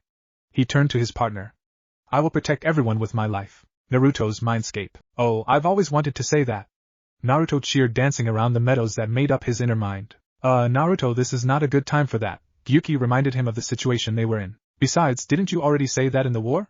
Aisabu added. Your Jinchuriki really is something, huh? Kurama, Chomei chuckled. Tell me about it. Kurama rolled his eyes. With a loud sigh, his massive claw flicked Naruto to get his attention. Are you done now? Yeah, Naruto rubbed the back of his head. Sorry about that. Good, now go. I've pinpointed his location, back in the real world. His eyes opened after he was thrust back into the real world by his tailed beast. With the brand new information in his mind, he made his move. Even in the gradually thickening mist, he could tell where his two opponents are. How did you? The assassin was surprised as he was flung from his hiding spot on the bridge. Without missing a beat, Naruto inhaled sharply and blew a stream of air towards the assassin. Lucky for him, he was able to control the water to create a wall of water surrounding him to protect him from the attack. Nice try. Naruto really wasn't giving them time to breathe. This time the ice wizard was thrown towards the much larger assassin. The girl slammed into his chest, making him skid back a few inches. Sorry, Sendai-sama, the girl apologized. It's okay, Yuki. We didn't know he could locate us in the mist. The assassin, Sandeu, said, his eyes not leaving the blonde. It's best if we take out the wizards first before we complete the job. Understood, Master. Yuki nodded. Open! Gate of the Golden Bull, Taurus, Lucy chanted as she slashed a golden key in the air, making an imaginary cross shape. A golden circle appeared in front of her, and an extremely tall and muscular humanoid with features reminiscent of a bull shimmered into existence in a golden light. His body was covered in a black and white pattern like a Holstein cattle, with his head more massive than the lower one. His head is bovine in shape, with small elongated ears jutting outward from the sides of his head and a pair of horns. He had dark eyes and a flat nose that bore a large golden ring. On his muscular chest were 6 teats, 2 on his pectorals and 4 on his upper abdominals. On his hind area, there was a tail sprouting from his back, ending in a small dark tuft. He was bare for the most part, only wearing a pair of swimming briefs held up by a red studded belt with a circular, thin, golden metal buckle with toe-curved protrusions jutting upward. He wore simple dark boots with lighter upper edges consisting of 3 lines circling his neck and a red belt circling his neck wherein a golden cowbell was attached. His forearms were wrapped in bandages, and brown fingerless gloves covered his hands. Finally, crossing his chest diagonally and passing over his right shoulder is a large plain dark belt closed by a simple buckle that attaches a massive axe attached to his back. Thank you, Naruto, Lucy thought. I can fight knowing that you always have my back. Lucy-san. Your body always makes me move. The bull spirit moved as soon as he shimmered into existence, reigning the moment. We can talk about that later, Lucy ordered. Get them, with pleasure. Taurus roared as he charged towards the assassin duo. He raised his weapon as he dashed towards his opponents. He slammed it with all his might, hearing a loud crack on the impact. Fortunately for the girl, she was able to raise up a defense of solid ice to block the strike. The girl was not at all fazed by the bull man's attack despite him cracking her normally durable defense. Master, she said. I will take care of the girl. That I will, Sandeu answered, hefting his blade ready to slice his opponent into pieces. Lucy versus Yuki. I will finish you off for the sake of Sandeu-sama, Yuki declared as she formed ice shards around her. You will not get past me. I will protect them, Lucy declared with the same ferocity as she gripped the axe-shaped key in her hand. Taurus. Work with me. The ice wizard flung the ice shards towards the blonde. The cow spirit slid in front of her master, easily breaking each with his trusty axe. Taurus looked over at the celestial wizard, checking if she was okay. And indeed she was. He turned back to his opponent, and once again raised his blade. Taurus, don't let up, Lucy cheered. He swung his blade in a downward slash. Ice once again formed at her to defend from the heavy blade, but she didn't expect the cow to adjust his grip and changed his attack to a horizontal sweep. Shards of ice formed at her side in attempt to block the attack again, but she wasn't prepared enough for this one. The ice broke and the blade narrowly missed her as she somersaulted backwards to avoid being cut in half. Who's defending now? Lucy taunted. The girl only gritted her teeth. She didn't want to risk getting riled up, lest she gets riled up and make rash decisions. This is a fight she cannot lose. What's wrong? Cat got your tongue? Lucy pressed further. Taurus, finish her. Muh. Taurus roared / mooed. It's not as easy as you think. Yuki slammed a fist on his open palm and ice formed around her fists in the form of a blade. She dashed forward, meeting the cow's charge, and thrust her blade forward. The cow, who was several sizes bigger than the girl, was nimble enough to avoid the ice blade and slashed the massive axe in retaliation. The smaller girl jumped on the axe and flipped over the cow's spurt, and stabbed ice blade on the backside of the cow, causing him to howl in pain. Taurus! No! Lucy wailed, running to her spirit's aid. Stay back, Lucy! Taurus stopped her. I'm fine. The said bull man swung backwards, rotating his upper body to hit the girl that was behind his person. No, that's not right, cow. Nah. Let's stick with person. He twisted his body to reach the girl that was behind him, but she managed to slide under the blade, avoiding the axe. She jumped this time, avoiding a whip that snapped at her coming from the celestial wizard. Taurus turned. He saw the girl in the air. He saw this as an opportunity, and cocked his fist back ready for an attack. Lucy, seeing the same opportunity, retracted the whip as fast as she could and sent her whip back into another attack. Shit! Yuki cursed as both attacks converged on her. As Yuki was in the air, she raised her feet to avoid the whip, but she couldn't avoid the bull man's fist. In an attempt to block the attack, she crossed her arms in front of her and gathered ice as a second layer of protection from the heavy strike. Crack! The fist collided with her arm and cracked the coating that wasn't fully formed around her back. She was sent flying backwards and her back impacted on the bridge's wall, cracking the concrete behind her. She fell down to her knees and coughed out a wad of blood. Yes. It hit. Lucy pumped her fist into the air. Nice job, Taurus. Does that mean you'll give me a smooch? Taurus said, slightly nudging the celestial wizard with his hips. Nope. Lucy shot down the request. Come on. Just one smooch. Taurus was relentless with his begging for a kiss. He continued nudging the blonde until he disappeared in a golden flash. Oh, I guess the time's up, Lucy said. Take care then, Taurus. You deserve it. Cough. Lucy turned to the source of the sound and saw that the girl was now on her feet and struggling to get to her feet. She gripped another one of her keys ready to summon her next spirit. Stop, Yuki said. It's okay, I won't fight anymore. Eh? Lucy said in confusion at her opponent's words. Was she hearing things? Was this a trick for her to let her guard down? She couldn't be sure. She lowered her hands, but she kept the key in her arm just in case. What did you say? She clarified. I said I won't fight anymore, Yuki said. Why? Lucy asked. Because I am allowing you to finish me off. What if Naruto is able to absorb Kaguya Fairy Tail? And thanks for watching my video till the end. If you enjoyed this content, then do consider subscribing to my channel. And leave a like if you guys need the next part. Comment down, and thanks for watching the video, and see you guys in the next video.